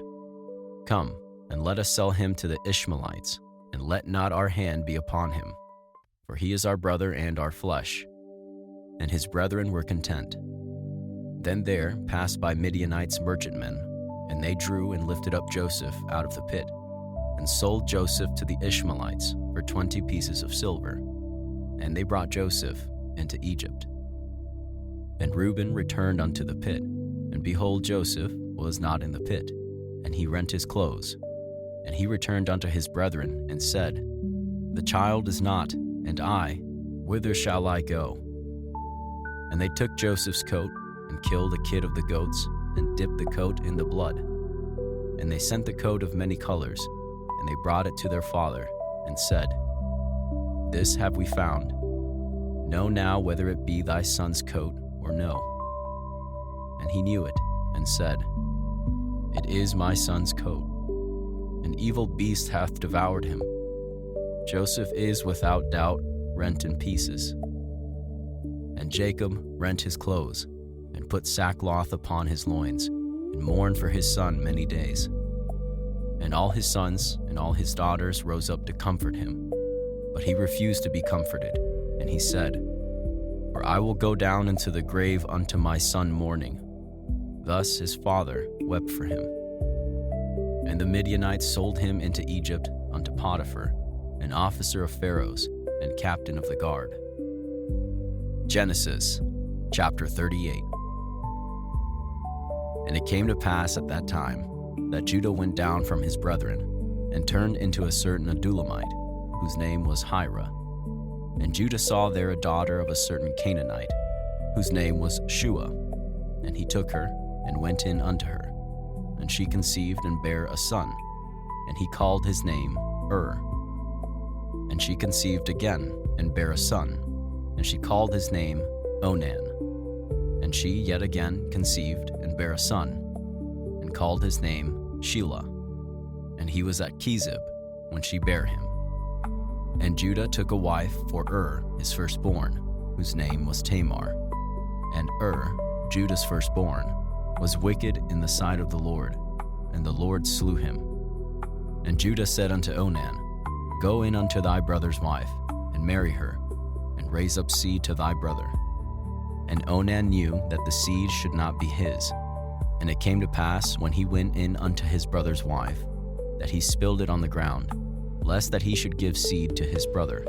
And the thing which he did displeased the Lord, wherefore he slew him also. Then said Judah to Tamar, his daughter-in-law, Remain a widow at thy father's house, till Shelah my son be grown. For he said, Lest peradventure he die also, as his brethren did. And Tamar went and dwelt in her father's house. And in process of time, the daughter of Shua, Judah's wife, died. And Judah was comforted, and went up unto his sheep shearers to Timnath, he and his friend Hira, the Adulamite. And it was told Tamar, saying, Behold, thy father-in-law goeth up to Timnath to shear his sheep. And she put her widow's garments off from her, and covered her with a veil, and wrapped herself, and sat in an open place, which is by the way to Timnath. For she saw that Shelah was grown, and she was not given unto him to wife. When Judah saw her, he thought her to be an harlot, because she had covered her face. And he turned unto her by the way, and said, Go to, I pray thee, let me come in unto thee. For he knew not that she was his daughter-in-law. And she said, What wilt thou give me, that thou mayest come in unto me? And he said, I will send thee a kid from the flock. And she said, Wilt thou give me a pledge, till thou send it? And he said, What pledge shall I give thee? And she said, Thy signet, and thy bracelets, and thy staff that is in thine hand. And he gave it her, and came in unto her, and she conceived by him. And she arose and went away, and laid by her veil from her, and put on the garments of her widowhood. And Judah sent the kid by the hand of his friend the Adulamite, to receive his pledge from the woman's hand, but he found her not. Then he asked the man of that place, saying, Where is the harlot that was openly by the wayside? And they said, There was no harlot in this place. And he returned to Judah and said, I cannot find her. And also the men of the place said that there was no harlot in this place. And Judah said, Let her take it to her, lest we be shamed. Behold, I sent this kid, and thou hast not found her. And it came to pass about 3 months after, that it was told Judah, saying, Tamar thy daughter-in-law hath played the harlot, and also, behold, she is with child by whoredom. And Judah said, Bring her forth, and let her be burnt. When she was brought forth, she sent to her father-in-law, saying, By the man whose these are, am I with child? And she said, Discern, I pray thee, whose are these, the signet, and bracelets, and staff? And Judah acknowledged them, and said, She hath been more righteous than I, because that I gave her not to Shelah my son. And he knew her again no more. And it came to pass in the time of her travail, that behold, twins were in her womb. And it came to pass when she travailed, that the one put out his hand, and the midwife took and bound upon his hand a scarlet thread, saying, This came out first. And it came to pass, as he drew back his hand, that behold, his brother came out. And she said, How hast thou broken forth? This breach be upon thee. Therefore his name was called Pharez. And afterward came out his brother, that had the scarlet thread upon his hand, and his name was called Zerah. Genesis chapter 39. And Joseph was brought down to Egypt, and Potiphar, an officer of Pharaoh, captain of the guard, an Egyptian, bought him of the hands of the Ishmaelites, which had brought him down thither. And the Lord was with Joseph, and he was a prosperous man, and he was in the house of his master the Egyptian. And his master saw that the Lord was with him, and that the Lord made all that he did to prosper in his hand. And Joseph found grace in his sight, and served him. And he made him overseer over his house, and all that he had he put into his hand. And it came to pass from the time that he had made him overseer in his house, and over all that he had, that the Lord blessed the Egyptian's house for Joseph's sake. And the blessing of the Lord was upon all that he had in the house and in the field. And he left all that he had in Joseph's hand, and he knew not aught he had, save the bread which he did eat. And Joseph was a goodly person, and well favored. And it came to pass after these things, that his master's wife cast her eyes upon Joseph, and she said, Lie with me. But he refused, and said unto his master's wife, Behold, my master wotteth not what is with me in the house, and he hath committed all that he hath to my hand. There is none greater in this house than I. Neither hath he kept back anything from me but thee, because thou art his wife. How then can I do this great wickedness, and sin against God? And it came to pass, as she spake to Joseph day by day, that he hearkened not unto her, to lie by her or to be with her. And it came to pass about this time, that Joseph went into the house to do his business, and there was none of the men of the house there within. And she caught him by his garment, saying, Lie with me. And he left his garment in her hand, and fled, and got him out. And it came to pass, when she saw that he had left his garment in her hand, and was fled forth, that she called unto the men of her house, and spake unto them, saying, See, he hath brought in an Hebrew unto us to mock us. He came in unto me to lie with me, and I cried with a loud voice. And it came to pass, when he heard that I lifted up my voice and cried, that he left his garment with me, and fled, and got him out. And she laid up his garment by her, until his Lord came home. And she spake unto him according to these words, saying, The Hebrew servant which thou hast brought unto us came in unto me to mock me. And it came to pass, as I lifted up my voice and cried, that he left his garment with me, and fled out. And it came to pass, when his master heard the words of his wife, which she spake unto him, saying, After this manner did thy servant to me, that his wrath was kindled. And Joseph's master took him, and put him in the prison, a place where the king's prisoners were bound, and he was there in the prison. But the Lord was with Joseph, and showed him mercy, and gave him favor in the sight of the keeper of the prison. And the keeper of the prison committed to Joseph's hand all the prisoners that were in the prison, and whatsoever they did there, he was the doer of it. The keeper of the prison looked not to anything that was under his hand, because the Lord was with him, and that which he did, the Lord made it to prosper. Genesis chapter 40.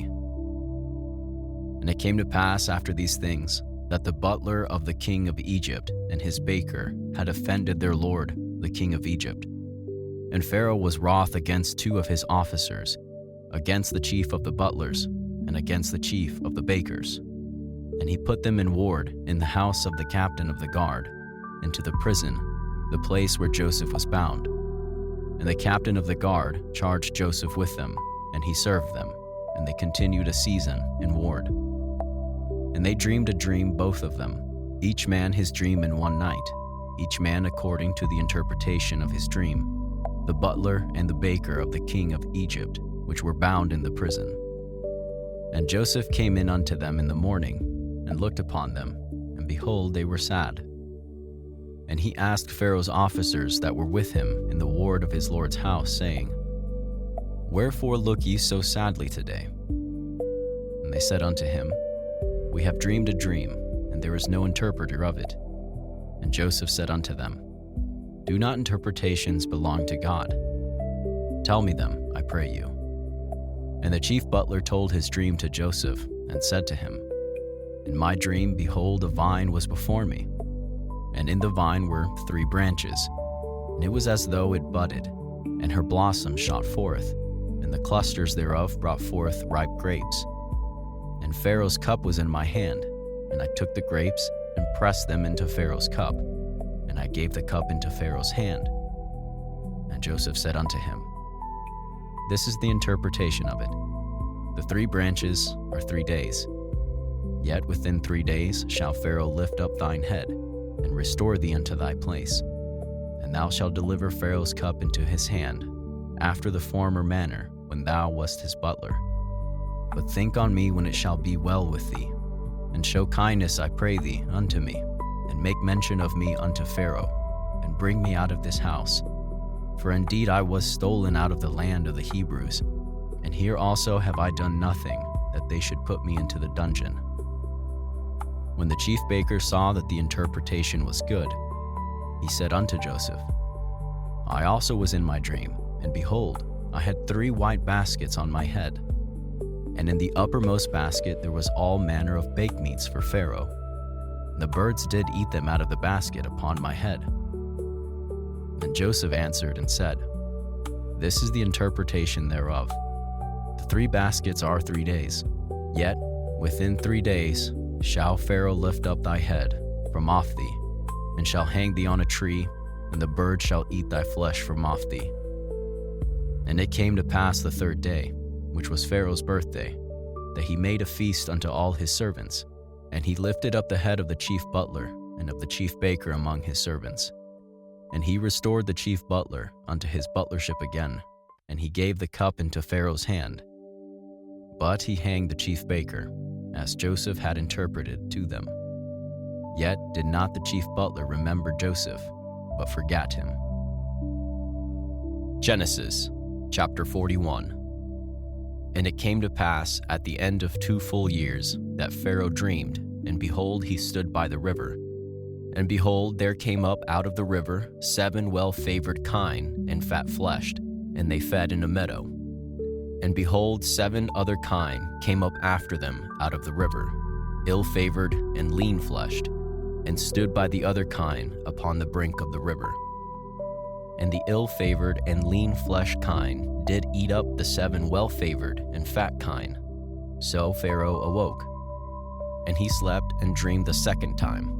And behold, 7 ears of corn came up upon one stalk, rank and good.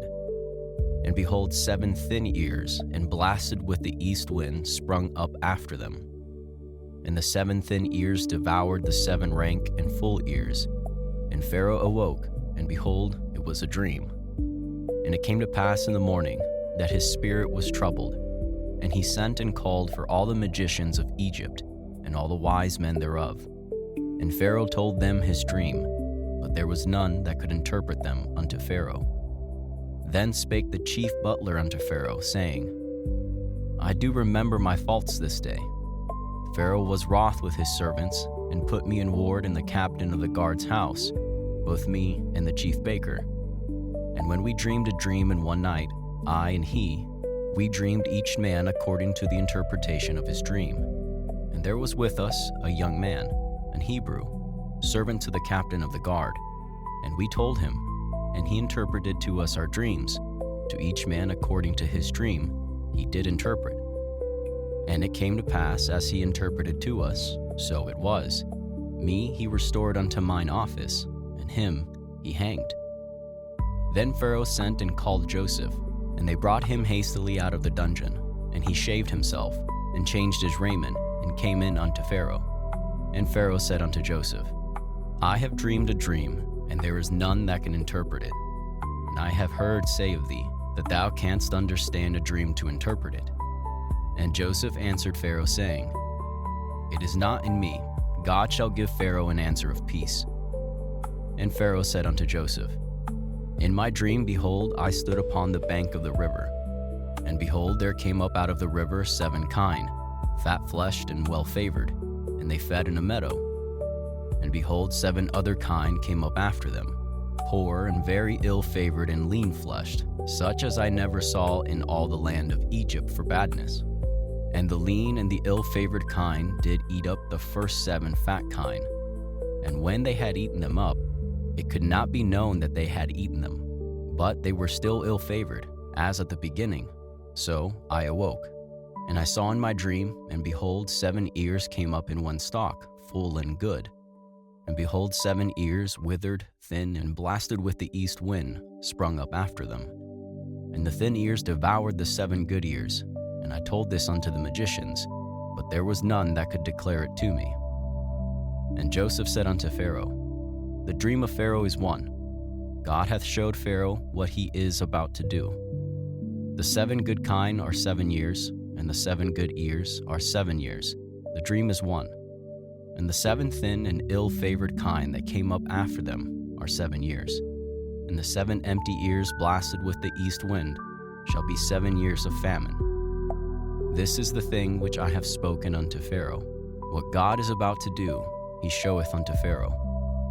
Behold, there come 7 years of great plenty throughout all the land of Egypt, and there shall arise after them 7 years of famine, and all the plenty shall be forgotten in the land of Egypt. And the famine shall consume the land, and the plenty shall not be known in the land by reason of that famine following, for it shall be very grievous. And for that the dream was doubled unto Pharaoh twice, it is because the thing is established by God, and God will shortly bring it to pass. Now therefore let Pharaoh look out a man discreet and wise, and set him over the land of Egypt. Let Pharaoh do this, and let him appoint officers over the land, and take up the 5th part of the land of Egypt in the 7 plenteous years. And let them gather all the food of those good years that come, and lay up corn under the hand of Pharaoh, and let them keep food in the cities. And that food shall be for store to the land against the 7 years of famine, which shall be in the land of Egypt, that the land perish not through the famine. And the thing was good in the eyes of Pharaoh, and in the eyes of all his servants. And Pharaoh said unto his servants, Can we find such a one as this, a man in whom the Spirit of God is? And Pharaoh said unto Joseph, Forasmuch as God hath showed thee all this, there is none so discreet and wise as thou art. Thou shalt be over my house, and according unto thy word shall all my people be ruled. Only in the throne will I be greater than thou. And Pharaoh said unto Joseph, See, I have set thee over all the land of Egypt. And Pharaoh took off his ring from his hand, and put it upon Joseph's hand, and arrayed him in vestures of fine linen, and put a gold chain about his neck. And he made him to ride in the 2nd chariot which he had. And they cried before him, Bow the knee. And he made him ruler over all the land of Egypt. And Pharaoh said unto Joseph, I am Pharaoh, and without thee shall no man lift up his hand or foot in all the land of Egypt.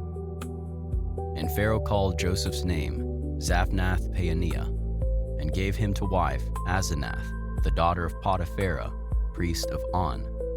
And Joseph went out over all the land of Egypt. And Joseph was 30 years old when he stood before Pharaoh, king of Egypt. And Joseph went out from the presence of Pharaoh, and went throughout all the land of Egypt. And in the 7 plenteous years the earth brought forth by handfuls. And he gathered up all the food of the 7 years which were in the land of Egypt, and laid up the food in the cities. The food of the field, which was round about every city, laid he up in the same. And Joseph gathered corn as the sand of the sea, very much until he left numbering, for it was without number. And unto Joseph were born 2 sons before the years of famine came, which Asenath, the daughter of Potiphera, priest of On, bare unto him. And Joseph called the name of the firstborn Manasseh. For God, said he, hath made me forget all my toil and all my father's house. And the name of the second called he Ephraim. For God hath caused me to be fruitful in the land of my affliction. And the 7 years of plenteousness that was in the land of Egypt were ended. And the 7 years of dearth began to come, according as Joseph had said. And the dearth was in all lands, but in all the land of Egypt there was bread. And when all the land of Egypt was famished, the people cried to Pharaoh for bread. And Pharaoh said unto all the Egyptians, Go unto Joseph, what he saith to you, do. And the famine was over all the face of the earth. And Joseph opened all the storehouses, and sold unto the Egyptians. And the famine waxed sore in the land of Egypt. And all the countries came into Egypt to Joseph for to buy corn, because that the famine was so sore in all lands. Genesis chapter 42. Now when Jacob saw that there was corn in Egypt, Jacob said unto his sons, Why do ye look one upon another? And he said, Behold, I have heard that there is corn in Egypt. Get you down thither, and buy for us from thence, that we may live and not die. And Joseph's 10 brethren went down to buy corn in Egypt. But Benjamin, Joseph's brother, Jacob sent not with his brethren, for he said, Lest peradventure mischief befall him. And the sons of Israel came to buy corn among those that came, for the famine was in the land of Canaan. And Joseph was the governor over the land, and he it was that sold to all the people of the land. And Joseph's brethren came, and bowed down themselves before him with their faces to the earth. And Joseph saw his brethren, and he knew them, but made himself strange unto them, and spake roughly unto them. And he said unto them, Whence come ye? And they said, From the land of Canaan to buy food. And Joseph knew his brethren, but they knew not him. And Joseph remembered the dreams which he had dreamed of them, and said unto them, Ye are spies, to see the nakedness of the land ye are come. And they said unto him, Nay, my lord, but to buy food are thy servants come. We are all one man's son, we are true men, thy servants are no spies. And he said unto them, Nay, but to see the nakedness of the land ye are come. And they said, Thy servants are 12 brethren, the sons of one man in the land of Canaan, and behold, the youngest is this day with our father, and one is not. And Joseph said unto them, This is it that I spake unto you, saying, Ye are spies. Hereby ye shall be proved. By the life of Pharaoh ye shall not go forth hence, except your youngest brother come hither. Send one of you, and let him fetch your brother, and ye shall be kept in prison, that your words may be proved, whether there be any truth in you. Or else by the life of Pharaoh, surely ye are spies. And he put them all together into ward 3 days. And Joseph said unto them the 3rd day, This do and live, for I fear God. If ye be true men, let one of your brethren be bound in the house of your prison. Go ye, carry corn for the famine of your houses, but bring your youngest brother unto me, so shall your words be verified, and ye shall not die. And they did so. And they said one to another, "We are verily guilty concerning our brother, in that we saw the anguish of his soul when he besought us, and we would not hear him. Therefore is this distress come upon us." And Reuben answered them, saying, "Spake I not unto you, saying, Do not sin against the child, and ye would not hear? Therefore, behold, also his blood is required." And they knew not that Joseph understood them, for he spake unto them by an interpreter.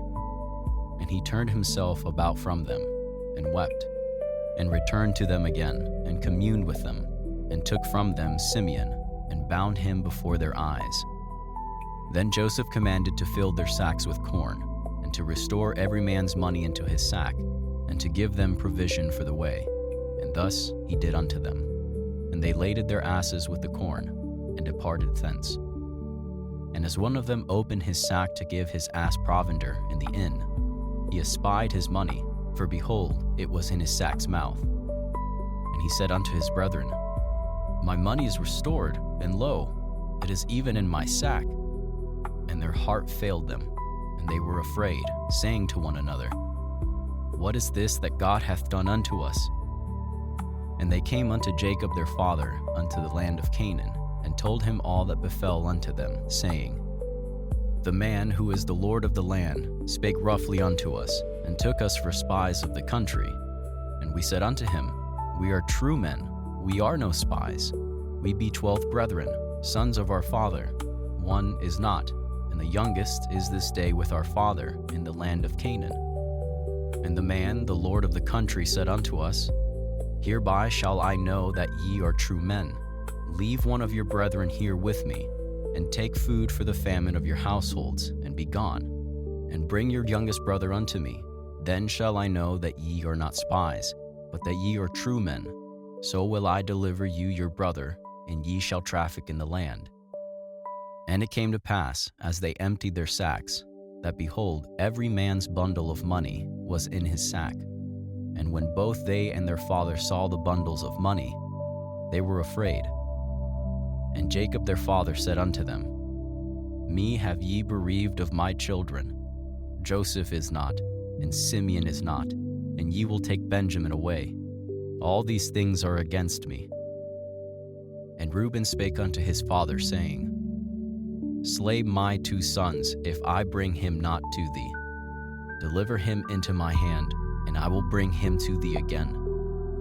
And he said, My son shall not go down with you, for his brother is dead, and he is left alone. If mischief befall him by the way in the which ye go, then shall ye bring down my gray hairs with sorrow to the grave.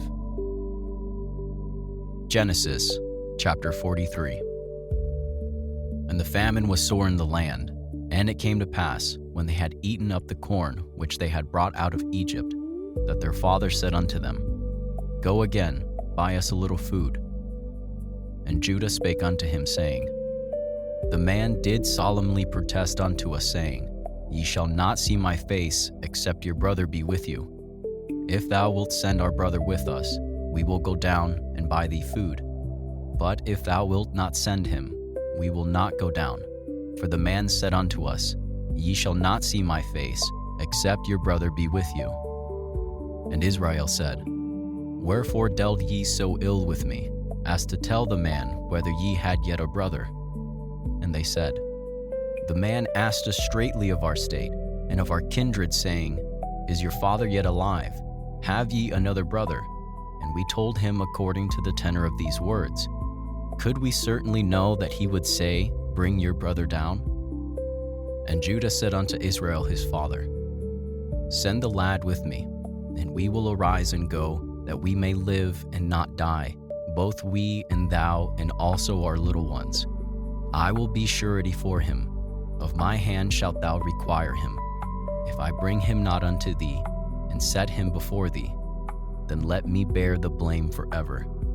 For except we had lingered, surely now we had returned the second time. And their father Israel said unto them, If it must be so now, do this. Take of the best fruits in the land in your vessels, and carry down the man a present, a little balm and a little honey, spices and myrrh, nuts and almonds, and take double money in your hand, and the money that was brought again in the mouth of your sacks. Carry it again in your hand. Peradventure it was an oversight. Take also your brother, and arise, go again unto the man. And God Almighty give you mercy before the man, that he may send away your other brother and Benjamin. If I be bereaved of my children, I am bereaved. And the men took that present, and they took double the money in their hand, and Benjamin, and rose up and went down to Egypt, and stood before Joseph. And when Joseph saw Benjamin with them, he said to the ruler of his house, Bring these men home, and slay and make ready, for these men shall dine with me at noon. And the man did as Joseph bade, and the man brought the men into Joseph's house. And the men were afraid, because they were brought into Joseph's house, and they said, Because of the money that was returned in our sacks at the first time are we brought in, that he may seek occasion against us, and fall upon us, and take us for bondmen, and our asses. And they came near to the steward of Joseph's house, and they communed with him at the door of the house, and said, O sir, we came indeed down at the first time to buy food. And it came to pass when we came to the inn that we opened our sacks, and behold, every man's money was in the mouth of his sack, our money in full weight. And we have brought it again in our hand. And other money have we brought down in our hands to buy food. We cannot tell who put our money in our sacks. And he said, Peace be to you, fear not. Your God and the God of your father hath given you treasure in your sacks. I had your money. And he brought Simeon out unto them. And the man brought the men into Joseph's house, and gave them water, and they washed their feet, and he gave their asses provender. And they made ready the present against Joseph came at noon, for they heard that they should eat bread there. And when Joseph came home, they brought him the present which was in their hand into the house, and bowed themselves to him to the earth. And he asked them of their welfare, and said, Is your father well? The old man of who ye spake, is he yet alive? And they answered, Thy servant our father is in good health, he is yet alive. And they bowed down their heads, and made obeisance. And he lifted up his eyes, and saw his brother Benjamin, his mother's son, and said, Is this your younger brother of whom ye spake unto me? And he said, God be gracious unto thee, my son. And Joseph made haste, for his bowels did yearn upon his brother. And he sought where to weep, and he entered into his chamber, and wept there. And he washed his face, and went out, and refrained himself, and said, Set on bread. And they set on for him by himself, and for them by themselves, and for the Egyptians, which did eat with him by themselves, because the Egyptians might not eat bread with the Hebrews, for this is an abomination unto the Egyptians. And they sat before him, the firstborn according to his birthright, and the youngest according to his youth. And the men marveled one at another. And he took and sent messes unto them from before him. But Benjamin's mess was 5 times so much as any of theirs, and they drank and were merry with him. Genesis chapter 44. And he commanded the steward of his house, saying, Fill the men's sack with food, as much as they can carry, and put every man's money in his sack's mouth. And put my cup, the silver cup, in the sack's mouth of the youngest, and his corn money. And he did according to the word that Joseph had spoken. As soon as the morning was light, the men were sent away, they and their asses. And when they were gone out of the city, and not yet far off, Joseph said unto his steward, Up, follow after the men, and when thou dost overtake them, say unto them, Wherefore have ye rewarded evil for good? Is not this in it which my Lord drinketh, and whereby indeed he divineth? Ye have done evil in so doing. And he overtook them, and spake unto them these same words. And they said unto him, Wherefore saith my Lord these words? God forbid that thy servants should do according to this thing. Behold, the money which we found in our sack's mouth we brought again unto thee out of the land of Canaan. How then should we steal out of thy Lord's house silver or gold? With whomsoever of thy servant it be found, both let him die, and we also be my Lord's bondmen. And he said, Now also let it be according unto your words. He with whom it is found shall be my servant, and ye shall be blameless. Then they speedily took down every man his sack to the ground, and opened every man his sack.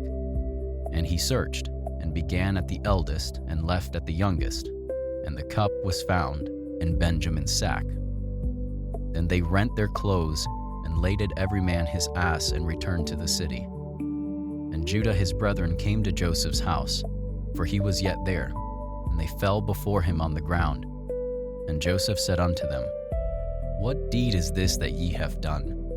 Wot ye not that such a man as I can certainly divine? And Judah said, What shall we say unto my Lord? What shall we speak? Or how shall we clear ourselves? God hath found out the iniquity of thy servants. Behold, we are my Lord's servants, both we and he also with whom the cup is found.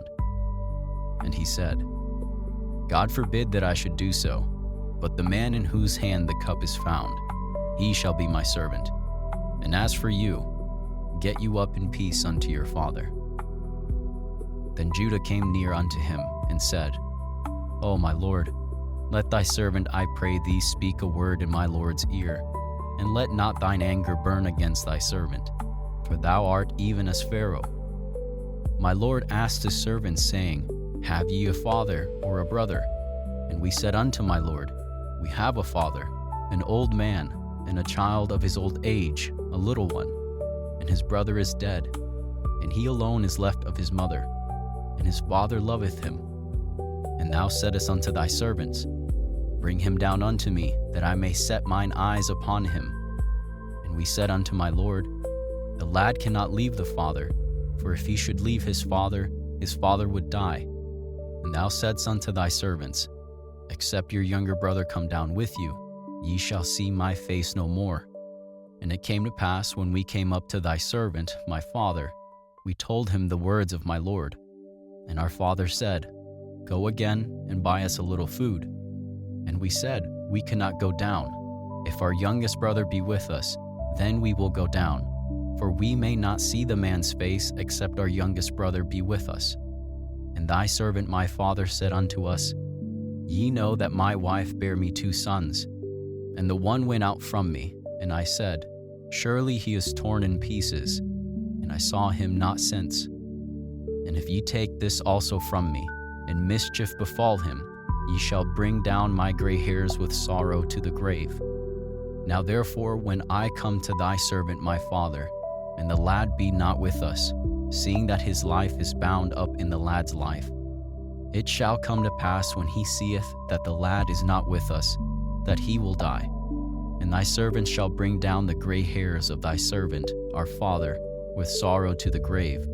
For thy servant became surety for the lad unto my father, saying, If I bring him not unto thee, then I shall bear the blame to my father forever.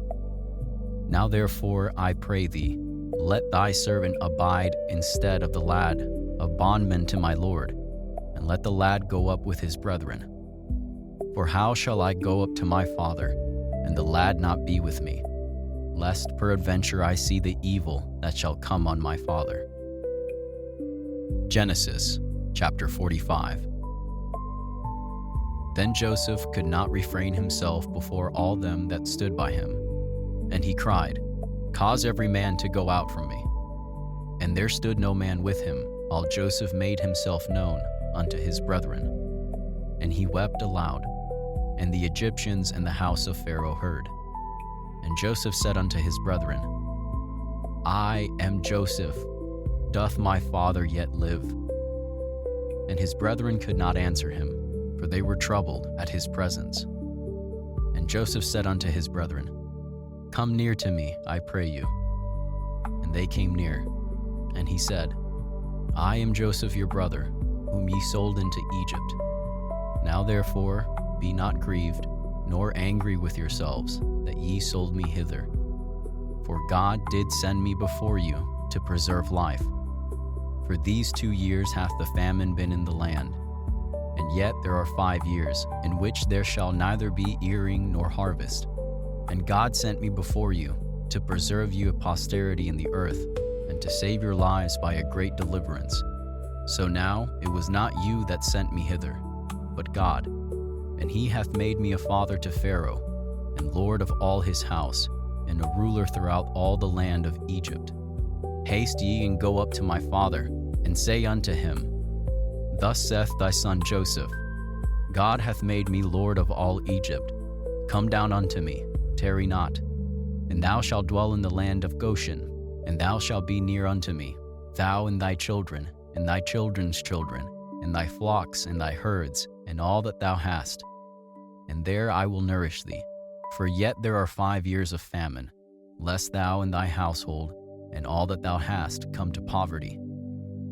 And behold, your eyes see, and the eyes of my brother Benjamin, that it is my mouth that speaketh unto you. And ye shall tell my father of all my glory in Egypt, and of all that ye have seen. And ye shall haste and bring down my father hither. And he fell upon his brother Benjamin's neck, and wept. And Benjamin wept upon his neck. Moreover, he kissed all his brethren, and wept upon them. And after that, his brethren talked with him. And the fame thereof was heard in Pharaoh's house, saying, Joseph's brethren are come. And it pleased Pharaoh well, and his servants. And Pharaoh said unto Joseph, Say unto thy brethren, This do ye, lade your beasts, and go, get you unto the land of Canaan, and take your father and your households, and come unto me, and I will give you the good of the land of Egypt, and ye shall eat the fat of the land. Now thou art commanded, this do ye.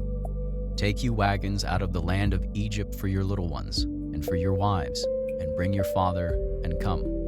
Also regard not your stuff, for the good of all the land of Egypt is yours. And the children of Israel did so. And Joseph gave them wagons, according to the commandment of Pharaoh, and gave them provision for the way. To all of them he gave each man changes of raiment. But to Benjamin he gave 300 pieces of silver, and 5 changes of raiment. And to his father he sent after this manner: 10 asses laden with good things of Egypt, and 10 she-asses laden with corn and bread and meat for his father by the way. So he sent his brethren away, and they departed, and said unto them, See that ye fall not out by the way. And they went up out of Egypt, and came into the land of Canaan unto Jacob their father, and told him, saying, Joseph is yet alive, and he is governor over all the land of Egypt. And Jacob's heart fainted, for he believed them not.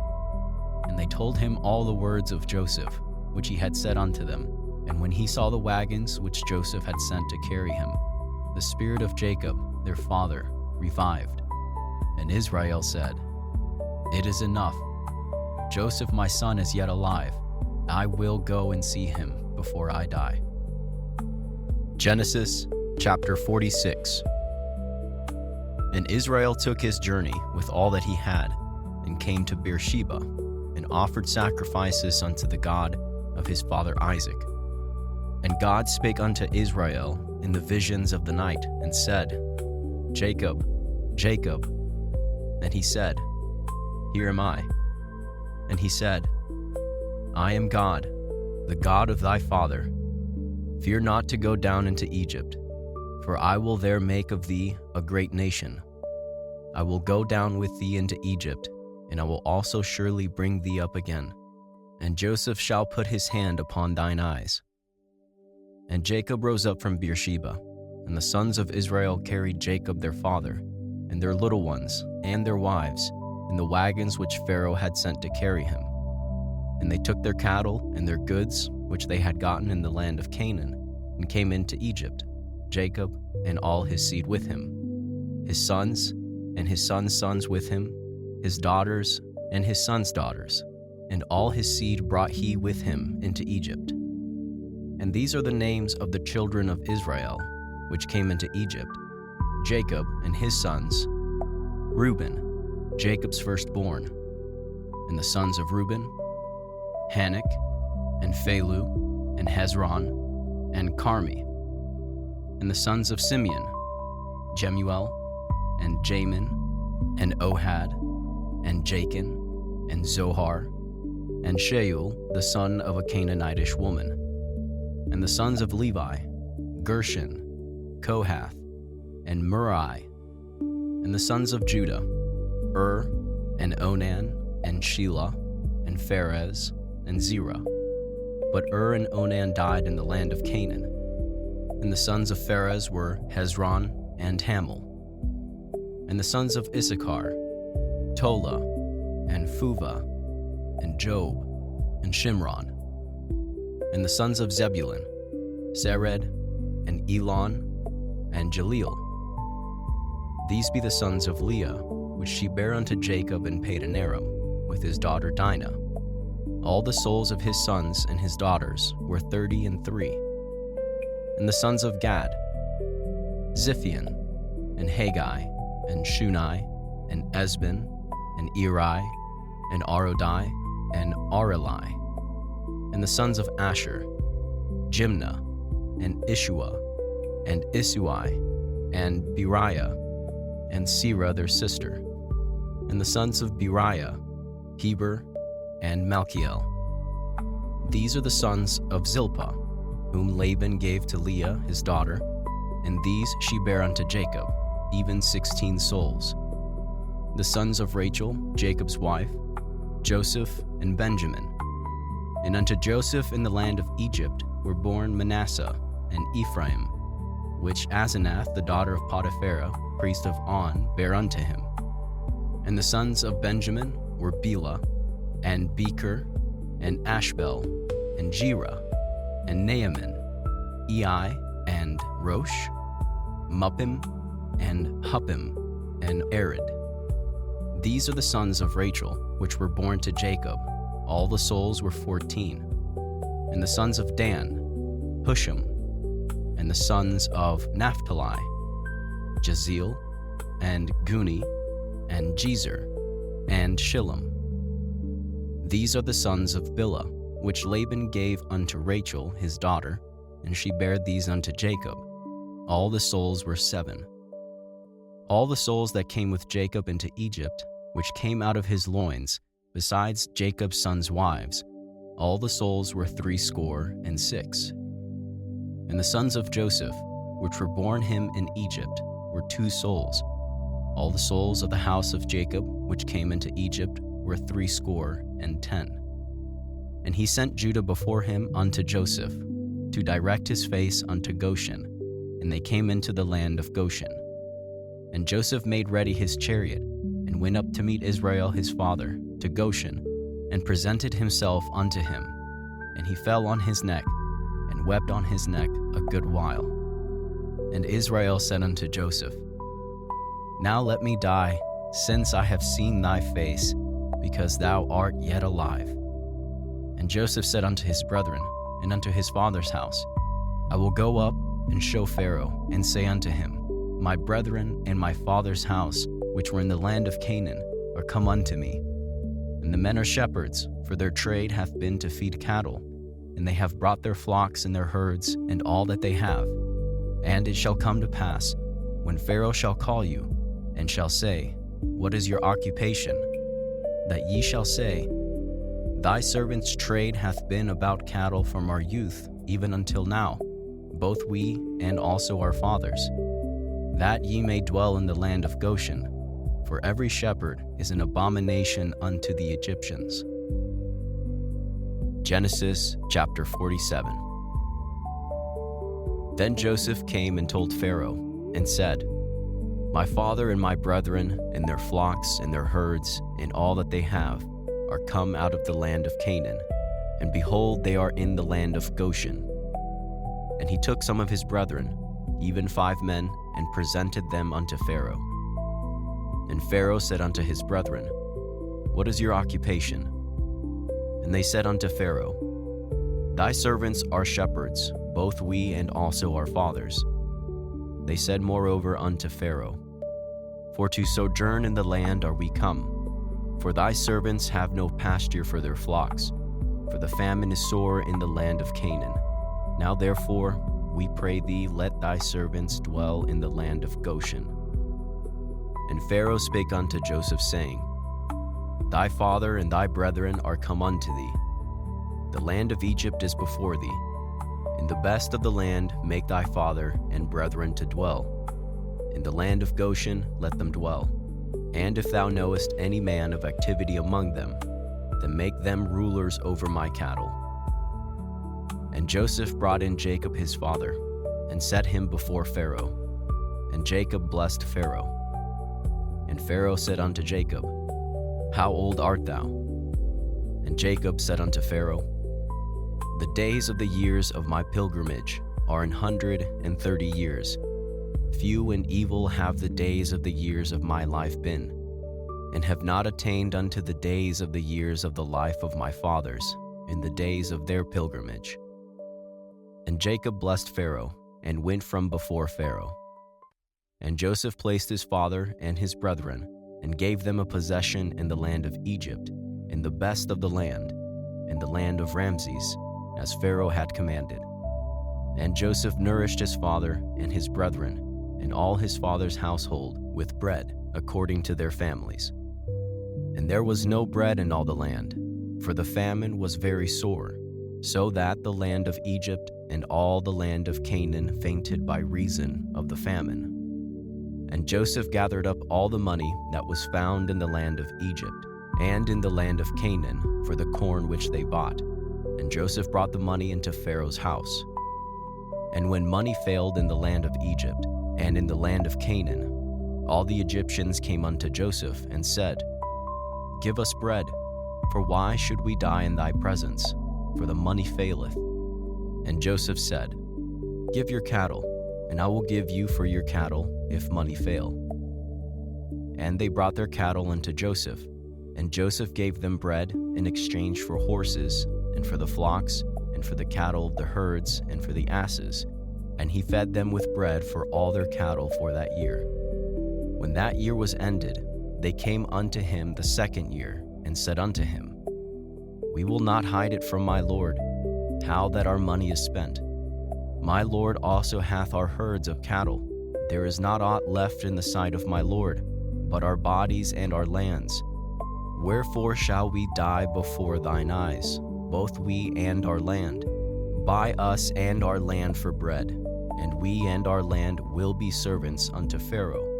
And give us seed, that we may live and not die, that the land be not desolate. And Joseph bought all the land of Egypt for Pharaoh, for the Egyptians sold every man his field, because the famine prevailed over them. So the land became Pharaoh's. And as for the people, he removed them to cities from one end of the borders of Egypt even to the other end thereof. Only the land of the priests bought he not, for the priests had a portion assigned to them of Pharaoh, and did eat their portion which Pharaoh gave them. Wherefore they sold not their lands. Then Joseph said unto the people, Behold, I have bought you this day, and your land for Pharaoh. Lo, here is seed for you, and ye shall sow the land. And it shall come to pass in the increase, that ye shall give the fifth part unto Pharaoh, and 4 parts shall be your own, for seed of the field, and for your food, and for them of your households, and food for your little ones. And they said, Thou hast saved our lives. Let us find grace in the sight of my Lord, and we will be Pharaoh's servants. And Joseph made it a law over the land of all Egypt unto this day, that Pharaoh should have the 5th part, except the land of the priests only, which became not Pharaoh's. And Israel dwelt in the land of Egypt, in the country of Goshen, and they had possessions therein, and grew, and multiplied exceedingly. And Jacob lived in the land of Egypt 17 years. So the whole age of Jacob was 147 years. And the time drew nigh that Israel must die. And he called his son Joseph, and said unto him, If now I have found grace in thy sight, put, I pray thee, thy hand under my thigh, and deal kindly and truly with me. Bury me not, I pray thee, in Egypt, but I will lie with my fathers, and thou shalt carry me out of Egypt and bury me in their burying place. And he said, I will do as thou hast said. And he said, Swear unto me. And he sware unto him. And Israel bowed himself upon the bed's head. Genesis chapter 48. And it came to pass after these things that one told Joseph, Behold, thy father is sick. And he took with him 2 sons, Manasseh and Ephraim. And one told Jacob and said, Behold, thy son Joseph cometh unto thee. And Israel strengthened himself and sat upon the bed. And Jacob said unto Joseph, God Almighty appeared unto me at Luz in the land of Canaan, and blessed me, and said unto me, Behold, I will make thee fruitful, and multiply thee, and I will make of thee a multitude of people, and will give this land to thy seed after thee for an everlasting possession. And now thy 2 sons, Ephraim and Manasseh, which were born unto thee in the land of Egypt, before I came unto thee into Egypt, are mine. As Reuben and Simeon, they shall be mine. And thy issue, which thou begettest after them, shall be thine, and shall be called after the name of their brethren in their inheritance. And as for me, when I came from Padan, Rachel died by me in the land of Canaan in the way, when yet there was but a little way to come unto Ephrath. And I buried her there in the way of Ephrath, the same is Bethlehem. And Israel beheld Joseph's sons, and said, Who are these? And Joseph said unto his father, They are my sons, whom God hath given me in this place. And he said, Bring them, I pray thee, unto me, and I will bless them. Now the eyes of Israel were dim for age, so that he could not see. And he brought them near unto him, and he kissed them and embraced them. And Israel said unto Joseph, I had not thought to see thy face, and lo, God hath showed me also thy seed. And Joseph brought them out from between his knees, and he bowed himself with his face to the earth. And Joseph took them both, Ephraim in his right hand toward Israel's left hand, and Manasseh in his left hand toward Israel's right hand, and brought them near unto him.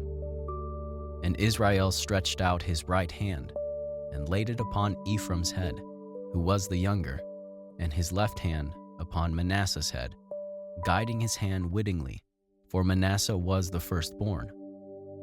And he blessed Joseph, and said, God, before whom my fathers Abraham and Isaac did walk, the God which fed me all my life long unto this day, the angel which redeemed me from all evil, bless the lads, and let my name be named on them, in the name of my fathers Abraham and Isaac, and let them grow into a multitude in the midst of the earth. And when Joseph saw that his father laid his right hand upon the head of Ephraim, it displeased him, and he held up his father's hand to remove it from Ephraim's head unto Manasseh's head. And Joseph said unto his father, Not so, my father, for this is the firstborn. Put thy right hand upon his head. And his father refused and said, I know it, my son, I know it. He also shall become a people, and he also shall be great. But truly his younger brother shall be greater than he, and his seed shall become a multitude of nations. And he blessed them that day, saying, In thee shall Israel bless, saying, God make thee as Ephraim and as Manasseh. And he set Ephraim before Manasseh. And Israel said unto Joseph, Behold, I die, but God shall be with you, and bring you again unto the land of your fathers. Moreover, I have given to thee one portion above thy brethren, which I took out of the hand of the Amorite with my sword and with my bow. Genesis chapter 49. And Jacob called unto his sons, and said, Gather yourselves together, that I may tell you that which shall befall you in the last days. Gather yourselves together, and hear, ye sons of Jacob, and hearken unto Israel your father. Reuben, thou art my firstborn, my might, and the beginning of my strength, the excellency of dignity, and the excellency of power. Unstable as water, thou shalt not excel, because thou wentest up to thy father's bed, then defiledst thou it. He went up to my couch. Simeon and Levi are brethren. Instruments of cruelty are in their habitations. O my soul, come not thou into their secret, unto their assembly, mine honor. Be not thou united. For in their anger they slew a man, and in their self-will they digged down a wall. Cursed be their anger, for it was fierce, and their wrath, for it was cruel. I will divide them in Jacob, and scatter them in Israel. Judah, thou art he whom thy brethren shall praise. Thy hand shall be in the neck of thine enemies. Thy father's children shall bow down before thee. Judah is a lion's whelp. From the prey, my son, thou art gone up. He stooped down, he couched as a lion, and as an old lion, who shall rouse him up? The scepter shall not depart from Judah, nor a lawgiver from between his feet, unto Shiloh come, and unto him shall the gathering of the people be, binding his foal unto the wine, and his ass's colt unto the choice vine. He washed his garments in wine, and his clothes in the blood of grapes. His eyes shall be red with wine, and his teeth white with milk.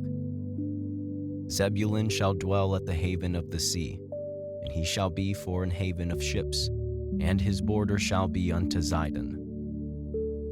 Issachar is a strong ass couching down between two burdens. And he saw that the rest was good, and the land that it was pleasant, and bowed his shoulder to bear, and became a servant unto tribute. Dan shall judge his people, as one of the tribes of Israel.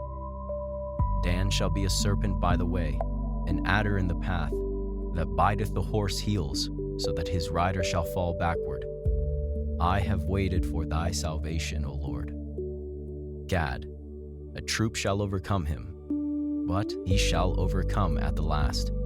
Out of Asher his bread shall be fat, and he shall yield royal dainties. Naphtali is a hind let loose, he giveth goodly words.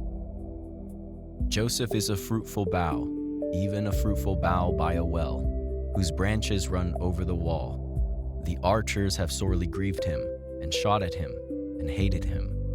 But his bow abode in strength, and the arms of his hands were made strong by the hands of the mighty God of Jacob. From thence is the shepherd, the stone of Israel. Even by the God of thy father, who shall help thee, and by the Almighty, who shall bless thee with blessings of heaven above, blessings of the deep that lieth under, blessings of the breasts and of the womb. The blessings of thy father have prevailed above the blessings of my progenitors, unto the utmost bound of the everlasting hills. They shall be on the head of Joseph, and on the crown of the head of him that was separate from his brethren. Benjamin shall raven as a wolf. In the morning he shall devour the prey, and at night he shall divide the spoil. All these are the 12 tribes of Israel, and this is it that their father spake unto them, and he blessed them. Every one according to his blessing, he blessed them. And he charged them and said unto them, I am to be gathered unto my people. Bury me with my fathers in the cave that is in the field of Ephron the Hittite, and the cave that is in the field of Machpelah, which is before Mamre, in the land of Canaan, which Abraham bought with the field of Ephron the Hittite, for a possession of a burying place. There they buried Abraham, and Sarah his wife. There they buried Isaac, and Rebekah his wife. And there I buried Leah. The purchase of the field and of the cave that is therein was from the children of Heth. And when Jacob had made an end of commanding his sons, he gathered up his feet into the bed, and yielded up the ghost, and was gathered unto his people. Genesis chapter 50. And Joseph fell upon his father's face, and wept upon him, and kissed him. And Joseph commanded his servants the physicians to embalm his father, and the physicians embalmed Israel. And 40 days were fulfilled for him, for so are fulfilled the days of those which are embalmed. And the Egyptians mourned for him 60 days. And when the days of his mourning were past, Joseph spake unto the house of Pharaoh, saying, If now I have found grace in your eyes, speak, I pray you, in the ears of Pharaoh, saying, My father made me swear, saying, Lo, I die, in my grave which I have digged for me in the land of Canaan, there shalt thou bury me. Now therefore let me go up, I pray thee, and bury my father, and I will come again. And Pharaoh said, Go up, and bury thy father, according as he made thee swear. And Joseph went up to bury his father, and with him went up all the servants of Pharaoh, the elders of his house, and all the elders of the land of Egypt, and all the house of Joseph, and his brethren, and his father's house. Only their little ones, and their flocks, and their herds, they left in the land of Goshen. And there went up with him both chariots and horsemen, and it was a very great company. And they came to the threshing floor of Atad, which is beyond Jordan, and where they mourned with a great and very sore lamentation. And he made a mourning for his father 7 days. And when the inhabitants of the land, the Canaanites, saw the mourning in the floor of Atad, they said, This is a grievous mourning to the Egyptians. Wherefore the name of it was called Abel Mizraim, which is beyond Jordan. And his sons did unto him according as he commanded them. For his sons carried him into the land of Canaan, and buried him in the cave of the field of Machpelah, which Abraham bought with the field for a possession of a burying place of Ephron the Hittite, before Mamre. And Joseph returned into Egypt, he and his brethren, and all that went up with him to bury his father, after he had buried his father. And when Joseph's brethren saw that their father was dead, they said, Joseph will peradventure hate us, and will certainly requite us all the evil which we did unto him. And they sent a messenger unto Joseph, saying, Thy father did command before he died, saying, So shall ye say unto Joseph, Forgive, I pray thee now, the trespasses of thy brethren, and their sin, for they did unto thee evil. And now we pray thee, forgive the trespasses of the servants of the God of thy father. And Joseph wept when they spake unto him. And his brethren also went and fell down before his face. And they said, Behold, we be thy servants. And Joseph said unto them, Fear not, for am I in the place of God? But as for you, ye thought evil against me, but God meant it unto good, to bring to pass, as it is this day, to save much people alive. Now therefore fear ye not. I will nourish you and your little ones. And he comforted them, and spake kindly unto them. And Joseph dwelt in Egypt, he and his father's house. And Joseph lived 110 years. And Joseph saw Ephraim's children of the 3rd generation. The children also of Machir, the son of Manasseh, were brought up upon Joseph's knee. And Joseph said unto his brethren, I die, and God will surely visit you, and bring you out of this land unto the land which he sware to Abraham, to Isaac, and to Jacob. And Joseph took an oath of the children of Israel, saying, God will surely visit you, and ye shall carry up my bones from hence. So Joseph died, being 110 years old, and they embalmed him, and he was put in a coffin in Egypt.